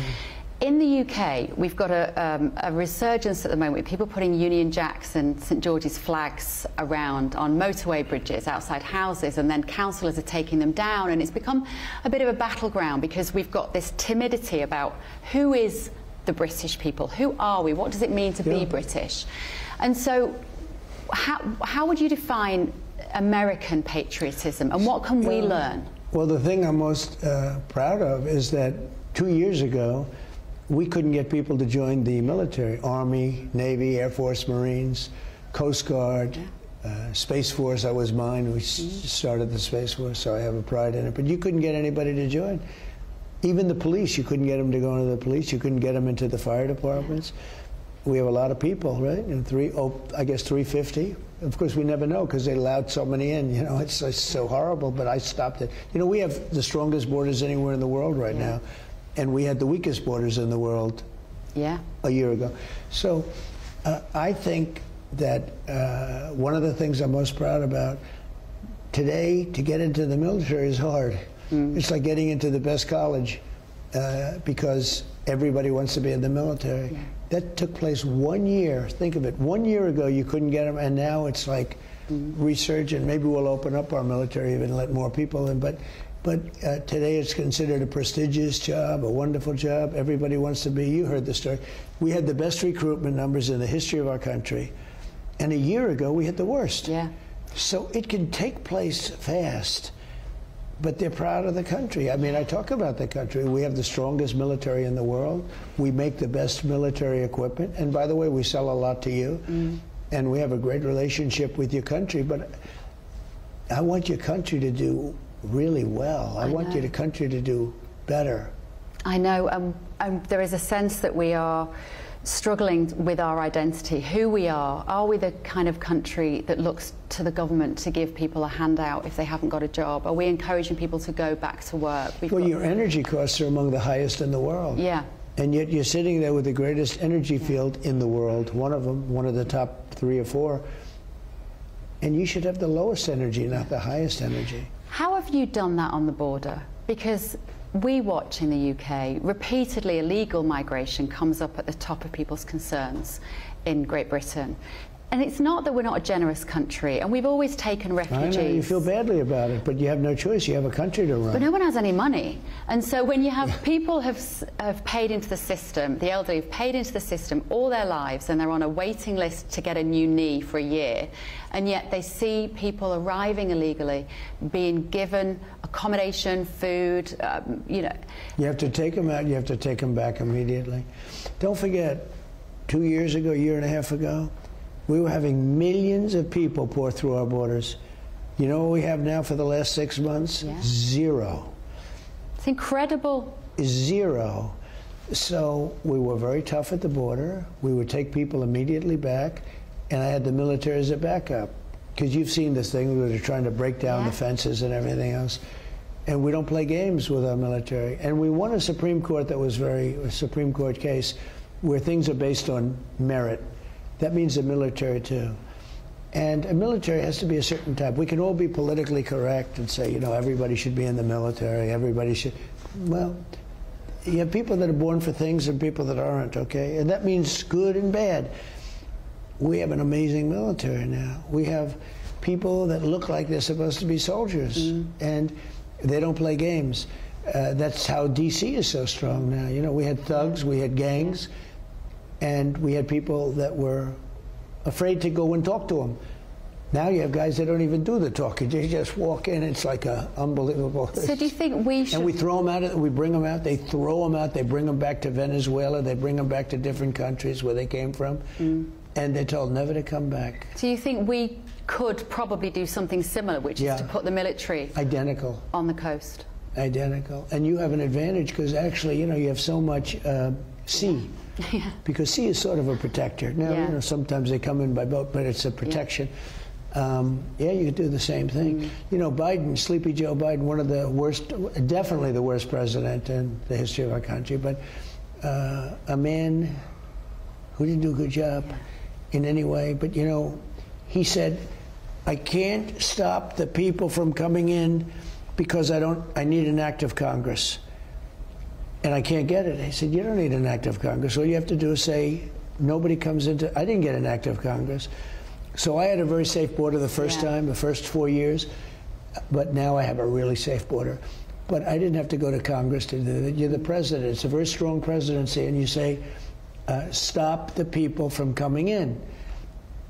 And they listen to me, and nobody comes in. I mean, literally nobody, other than if they come in legally. We have a good process for coming in. You have to learn, you have to, you know, you have to show that you can love the country. Yeah, Biden was just a terrible president. You know, what he did with inflation, what he did with other things was that we had the highest inflation in the history of the country. Now we have almost no inflation. But what he did with allowing millions of people to come in. Now the difference is I'm moving them out, I'm getting them out. And we're doing with the worst ones first. We had 11,888 murderers. Think of that, 11,888 murderers. Largely, for the most part, they're gone. Yeah. And some of them murdered more than one person, and they're gone. You have the same exact thing. You have people coming in from parts of the world. You better do, you know, if this interview is good for one thing, you better do something about immigration because it's more important than inflation. You know, inflation you can solve. But when you have people coming into your country and they're bad people, the wrong people, it doesn't work and it's not working. If you don't get them out, you're not going to have a country left. When you wake up at 3 o'clock in the morning, like we all do, what do you worry about? What keeps you awake at night when you? I mean, I don't think you sleep for a start, because I've seen your schedule and you don't really bother with sleep. We have plenty of time to sleep later on. Yeah, lots of time. We have infinity. But no, I think that, you know, I had an expression when I first ran, "Make America Great Again," right?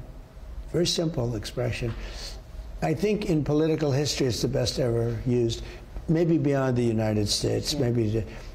I think about that. I just want to make America great again. It's like, I don't want to be politically correct. I don't want to be, I'm sort of conservative, I guess, but that's because policies tend to be like conservative. You know, you want strong borders, you want good education, you want a powerful military, you want, you know, different things. Yeah.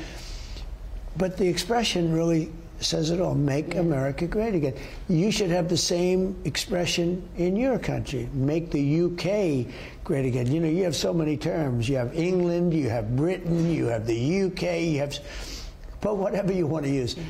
You want to make it great again. But we're not alone in Europe, that leaders of European countries, and particularly the UK, are incredibly squeamish about the suggestion that their people are more important than people coming from other countries. Why? Well, you don't have that in all cases. Look, in the case of Hungary, you have a man named Viktor Orban, who the other leaders hate, but who does a fabulous job. You know how many people he's allowed into his country? Go on. 0. And he's got no problems. He has taken some Ukrainians, you know, from the war, but basically 0. You know, the Ukrainians, they blend in. He's allowed nobody to come in. You had a couple of, Poland, I think, has done a very good job. Similar. Poland's been great, and the man who won the election, who's fantastic, was not expected to even come close. It was one of many people running. And through a friend of his and a friend of mine, a mutual friend, I endorsed him, and he won the election. Yeah. So it was a pretty big upset. But he's fantastic. He's going to be a great president. But Poland doesn't take people in. There are some countries that just refuse to do it. Yeah, we're not one of them. No, you are not one of them. We are not. You've had a phenomenal success with solving conflicts, and the peace president is one of the names I know that you hear quite a lot. Russia-Ukraine remains intractable and irritating for you, I imagine. It is. What might be the key leverage left with Putin? So I settled 8 wars, and I have 1 to go. And, you know, last week, they say, during the last month, actually, 25,000 soldiers were killed between the two countries. Fairly evenly split. Think of it. 25,000 young, now they're getting older, by the way, I must tell you, but young soldiers were killed. It would have never happened if I were president.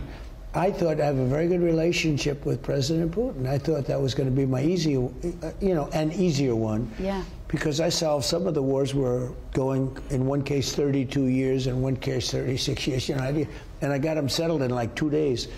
I'm very proud of that. I just had one where today, I think I settled one today, another one. But we just about exhausted the supply of wars. You know, I didn't know there were so many wars, if you look at it.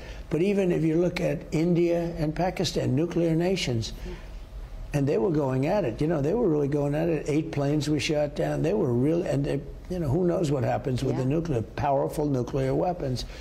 And I said, look, if you're going to go and fight, I'm not going to make any trade deals with you guys. And I put tariffs and did all sorts of things. And within 48 hours, I got that taken care of. They're good. And that's a big thing. But I did that 8 times. The one I haven't done yet is Russia and Ukraine. It should have never started. It's a bloodbath. It is a terrible bloodbath. There are so many soldiers. Not since the Second World War has anything been like that. It's going to happen. I hope it's going to happen soon. We're putting a lot of pressure on them, you know, with India and the oil, and India's now pulling out, and others are pulling out, because as Russia sells oil, they have money to do things. Yeah. But I think we're going to get it done, but it's a shame. Yeah. If I can just bring you back to the BBC, where do you see this going now, President Trump? Do you see this being a long, legal, protracted conflict with the BBC? Would you like to see it tied up quickly? Well, they've admitted their guilt, but they don't have to admit their guilt. It's on tape, you know. I mean, there's nothing to admit. No, I think very shortly we have a statutory period. We've notified them by writing, and I think you have to wait a week. And so that time's coming up, and after that time comes up, we'll sue them. My lawyers say for $1 billion or more, and we'll see how it all works out. But I can't imagine they could do very well in that lawsuit. What they've done is incredible. I sort of have an obligation, not that I want to do it, I have an obligation to do it. So I've been doing this for a long time, and I've understood, and nobody understands the press because, you know, I'm the one that explained to people it's fake news. But And I hate when people say, oh, I understand the press, because they're fools, because nobody really understands. The press doesn't understand itself. But I will say, I think I have an obligation to bring a major lawsuit against the BBC, because what they did is impossible to believe. You would have never even thought that. Even the Kamala thing, to a certain extent, you know, was so bad, but you could see how it could happen. Yeah.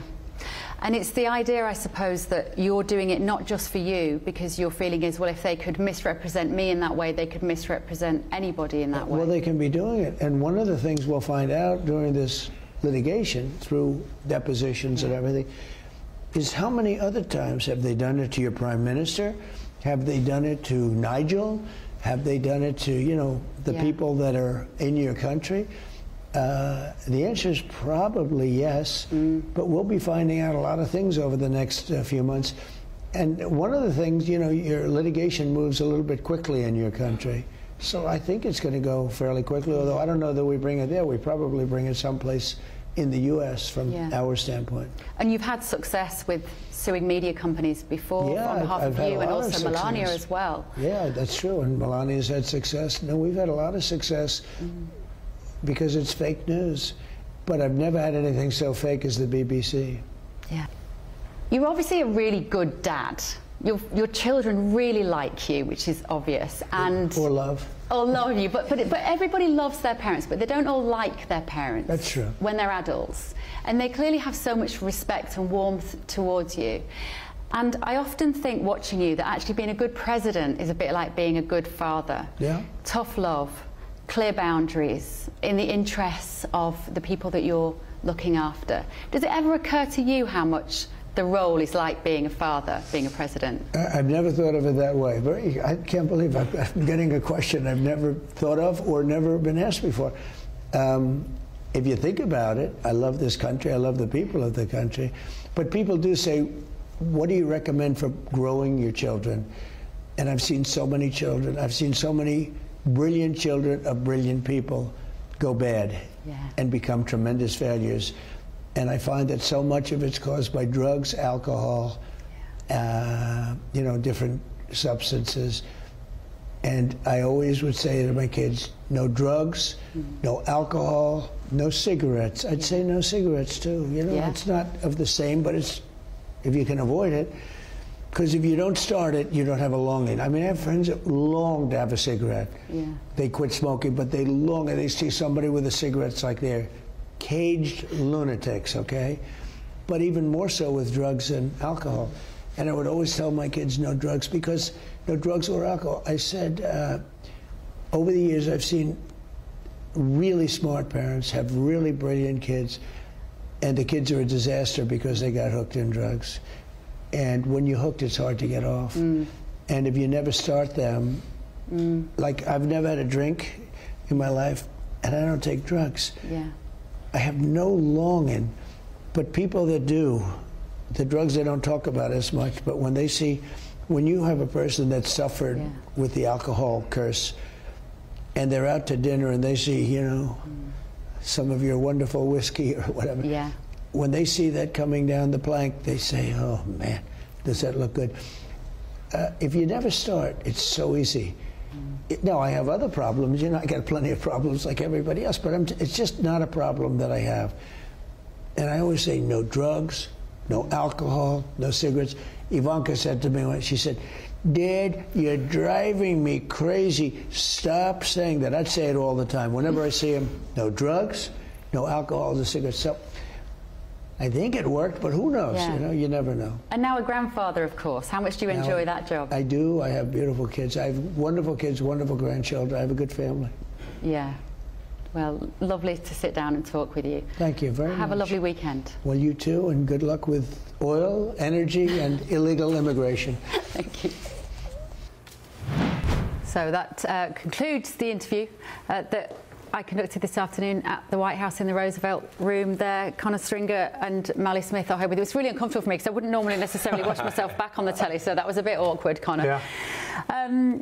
So thoughts on that last section there and the issues he was talking about. You're obviously looking at this, particularly in relation to the BBC, through your eyes as a Daily Telegraph journalist, who's one of the key people in the background. We've had Rob Crilly working on this and Gordon Rayner, of course, critically right in the beginning. Yep.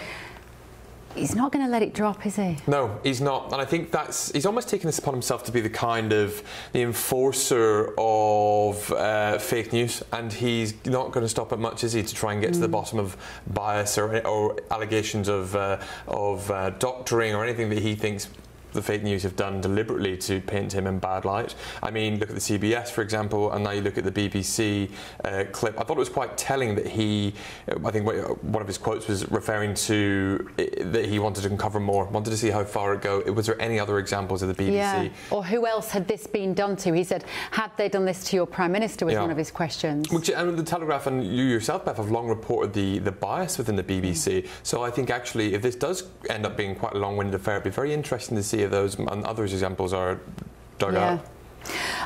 Mally, your take on that. A few people are sort of saying to me he looks quite human, and saying it was a really nice conversation because it was human. It's late on a Friday afternoon. He's off to go playing golf for the weekend and hang out with his family.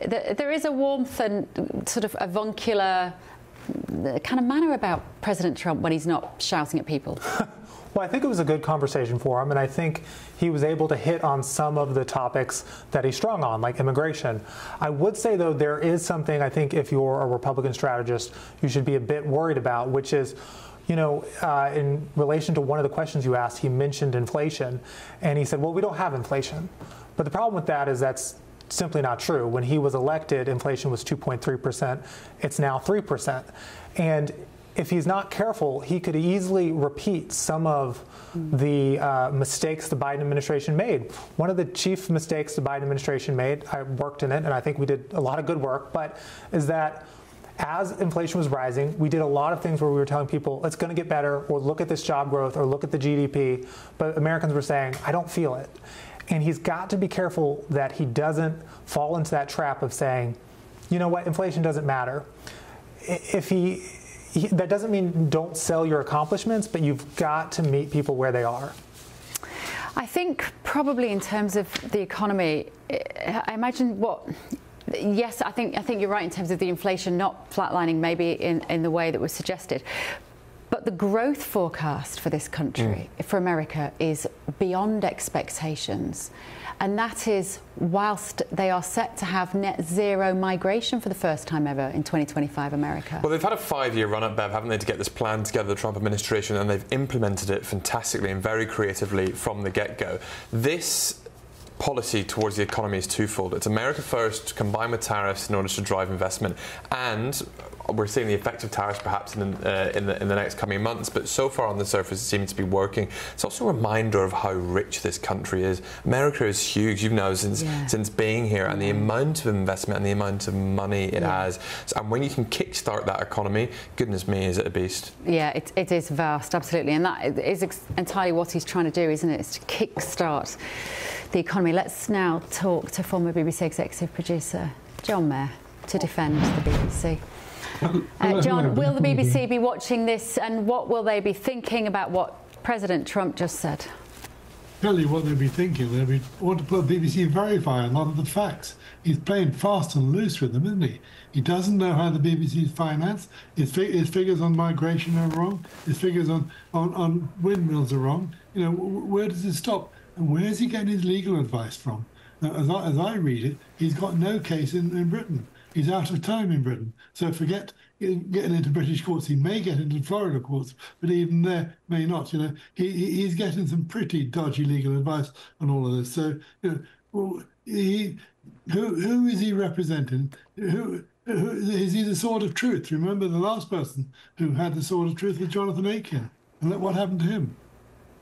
Well, we've been in contact actually with his legal team in Florida. He obviously has extremely good counsel. He has taken legal action along these lines several times before, as I alluded to in the interview there, not just on his behalf, but also Melania as well with a publishing company. But let me ask you, John, this suggestion that in the process of this discovery, which will have to occur if this action continues, the BBC will be on them to prove that they did not defame him because if this action is taken in the UK, because it's a different system to here in America. But what did you make of him suggesting that he might be doing this on behalf of other people who might have been defamed, including our own Prime Minister? And Nigel Farage, you know, I mean, he plainly doesn't understand the British legal system, does he? You know, facts in the British legal system, very poor points. What's he suing for? He's just been on Air Force One saying he's going to sue for $5 billion, not $1 billion, $5 billion. You know, this is a man on a campaign that's going nowhere. Look, why doesn't GB News do a GB News Verify on that whole interview? That's what you're here for, John. Thank you very much. Nice to join us. Nice to see you this evening. On the issue of the BBC, the broadcaster has said it sincerely regrets the manner in which the video clip was edited, but added that they strongly disagree there is a basis for a defamation claim. The BBC holds itself to the highest editorial standards. Shall we go and talk to Christo Foufas and Barry Gardiner now as well? Gentlemen, if you can hear me this evening. Christo, I'd love to know what you think about what you've just heard from President Trump. I like the stuff when he's talking about the parenting, who he is as a man, his family, the human side of things. I don't think we see that a huge amount. Yeah, I thought that was interesting that he said that he'd never been asked about being like the father to the nation and whether being president was similar to being a father in general. And my word, you know, if you're one of his children, you would get the message: no drugs, no alcohol, no cigarettes. But of course, there is a human side of that. I think his brother Fred, if I remember rightly, Fred Trump was an alcoholic, and of course he died of alcoholism quite young. Of alcoholism. So you know there is a pertinent reason as to why he will have that outlook. And actually, there was, you know, quite a lot of sense to what he was saying. If you don't start those things, then you don't miss them, which, you know, might sound quite obvious, but it is actually extremely true. You know, if you never have a cigarette, you're never going to miss smoking. So I thought that was really interesting, and he really softened up with that. But where he did not soften up, and I know you just alluded to it with your other guest, was with the BBC, and you know he reiterated it. I thought it was interesting you went back to that subject actually, just to, you know, check, is he still as firm on this? And he absolutely was. I can't imagine they'll do well in that lawsuit, he says. Have they done it to your PM? Have they done it to Nigel? And I think that, you know, I don't know enough about the legal system to know whether he would have a case in the UK where it would be heard, all of those sorts of things. But it will be very uncomfortable for the BBC to have to go through those processes, especially when you look in the context of the wider Prescott report, which is full of examples. And you know what? I think the worst thing is that it's not necessarily the examples of the bias, because I think sometimes in media organisations it shouldn't happen, but it does. It's not the bias, it's the cover-up. It's the fact that it was ignored. It's the fact that they knew it was happening and nothing was done about it. That will all be laid bare if he proceeds. Yeah, and obviously he's talking about the splicing together of these separate clips in this speech that he gave that was used on both Panorama and Newsnight. Now, the BBC would, of course, say, now that it has been brought to light, we are dealing with it.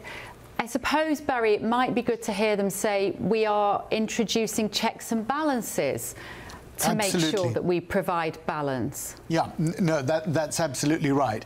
And in fact, earlier in this evening, Christo and I were talking about the way in which a lot of these programs have been outsourced to other companies, not done by the BBC, and therefore the checking is often not done as it should be. But look, again, I wanted, as Mr. Mayor said, I wanted to do a bit of fact checking.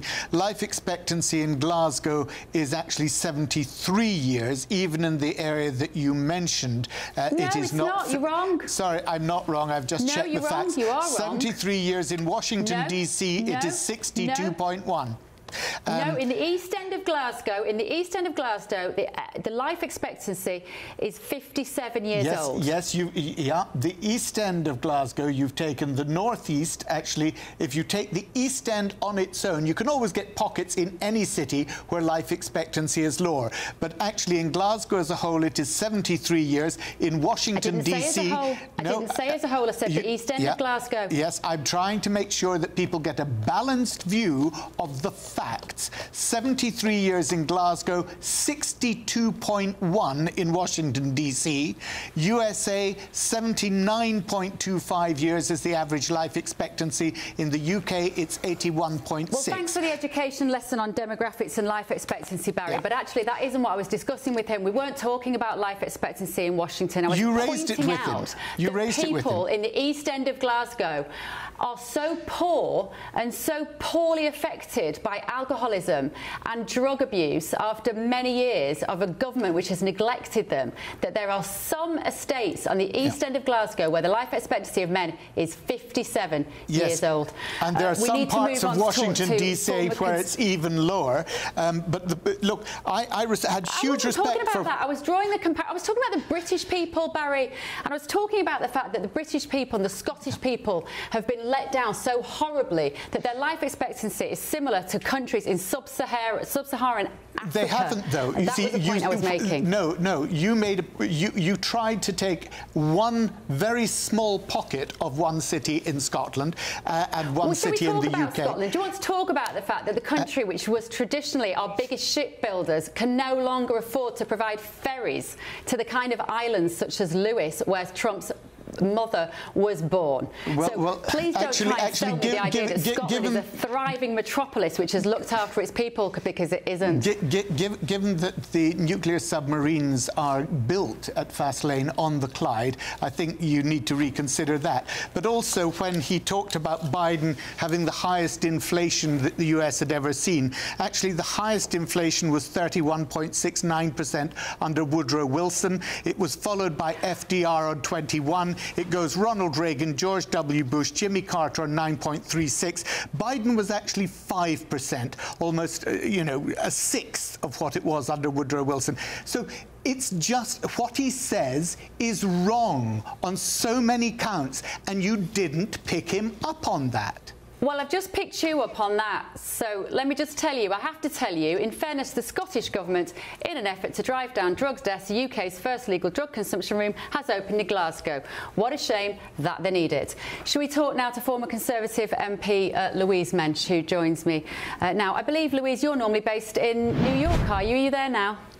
Yes, I am. And first of all, congratulations. What a scoop. That was quite an interview to watch. And as somebody who voted for Kamala Harris, a Conservative, yes, but on the, are we considered a horribly wet Liberal over here? I must say, I thought the President came across as very warm, very human, extremely affable and likeable during that interview. And something you said in an earlier section really hit home with me, which is that I thought when he was discussing the BBC, he wasn't so much furiously angry as he frankly would have every right to be. He was, as you said before, hurt and bewildered. And I think really the love that he has for Britain, for our country, came through in that entire interview. And he sees the BBC as the voice of Britain.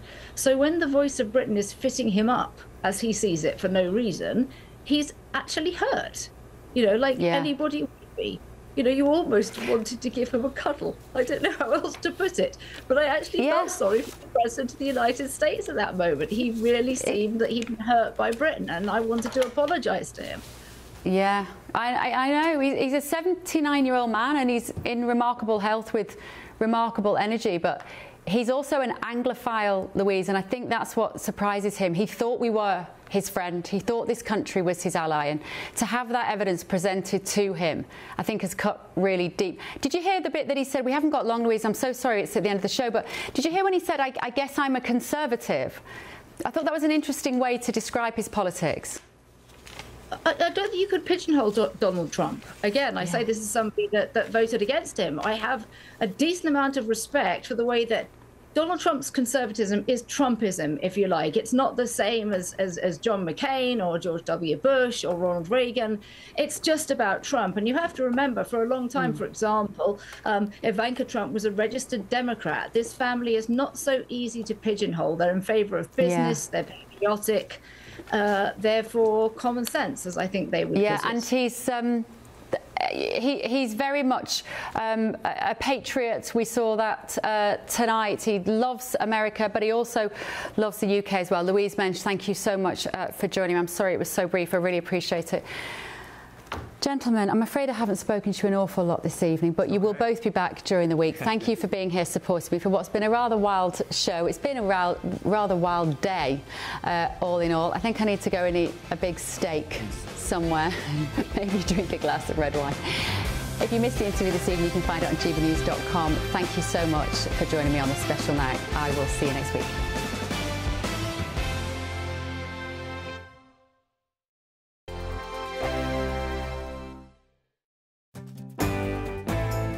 I'm Andrew Pierce. This is GB News, the People's Channel, Britain's news channel. Westminster's full of talk, but out here, it's the real world. Am I allowed to talk then? No, that's it. This is where it matters, real people and real lives. That's what politics is all about. In fact, has Trump made a good start? No. Straight answers, no spin, and just a couple of pints. How many fingers have I got up? About 10. So join me for Lee Anderson's Real World every Friday at 7 p.m. only on GB News. The People's Channel, Britain's news channel. At GB News, we love to hear from you, our loyal community. So drop us a line at gbnews.com/yoursay. There you can talk to each other and also to the presenters live on air. gbnews.com/yoursay, because GB News is your channel, Britain's news channel. In the GB Newsroom, we bring you the news as it happens. With our team of dedicated journalists across the UK, we're ready to keep you up to date with what's happening every half an hour, every single day. Bulletins here on GB News, the People's Channel, Britain's news channel. From the school run to the home run, watch a new show for all of Britain. So he can say whatever he wants. A straight talking show where all voices are heard. And, you know, when are we going to stop talking about smashing the gangs and actually do it? With the stories that matter from every part of our country. There's a bit of a crash landing there for your Chancellor. Bold, fearless and standing up for you. That's me, Martin Daubney, 3 p.m. till 6 p.m.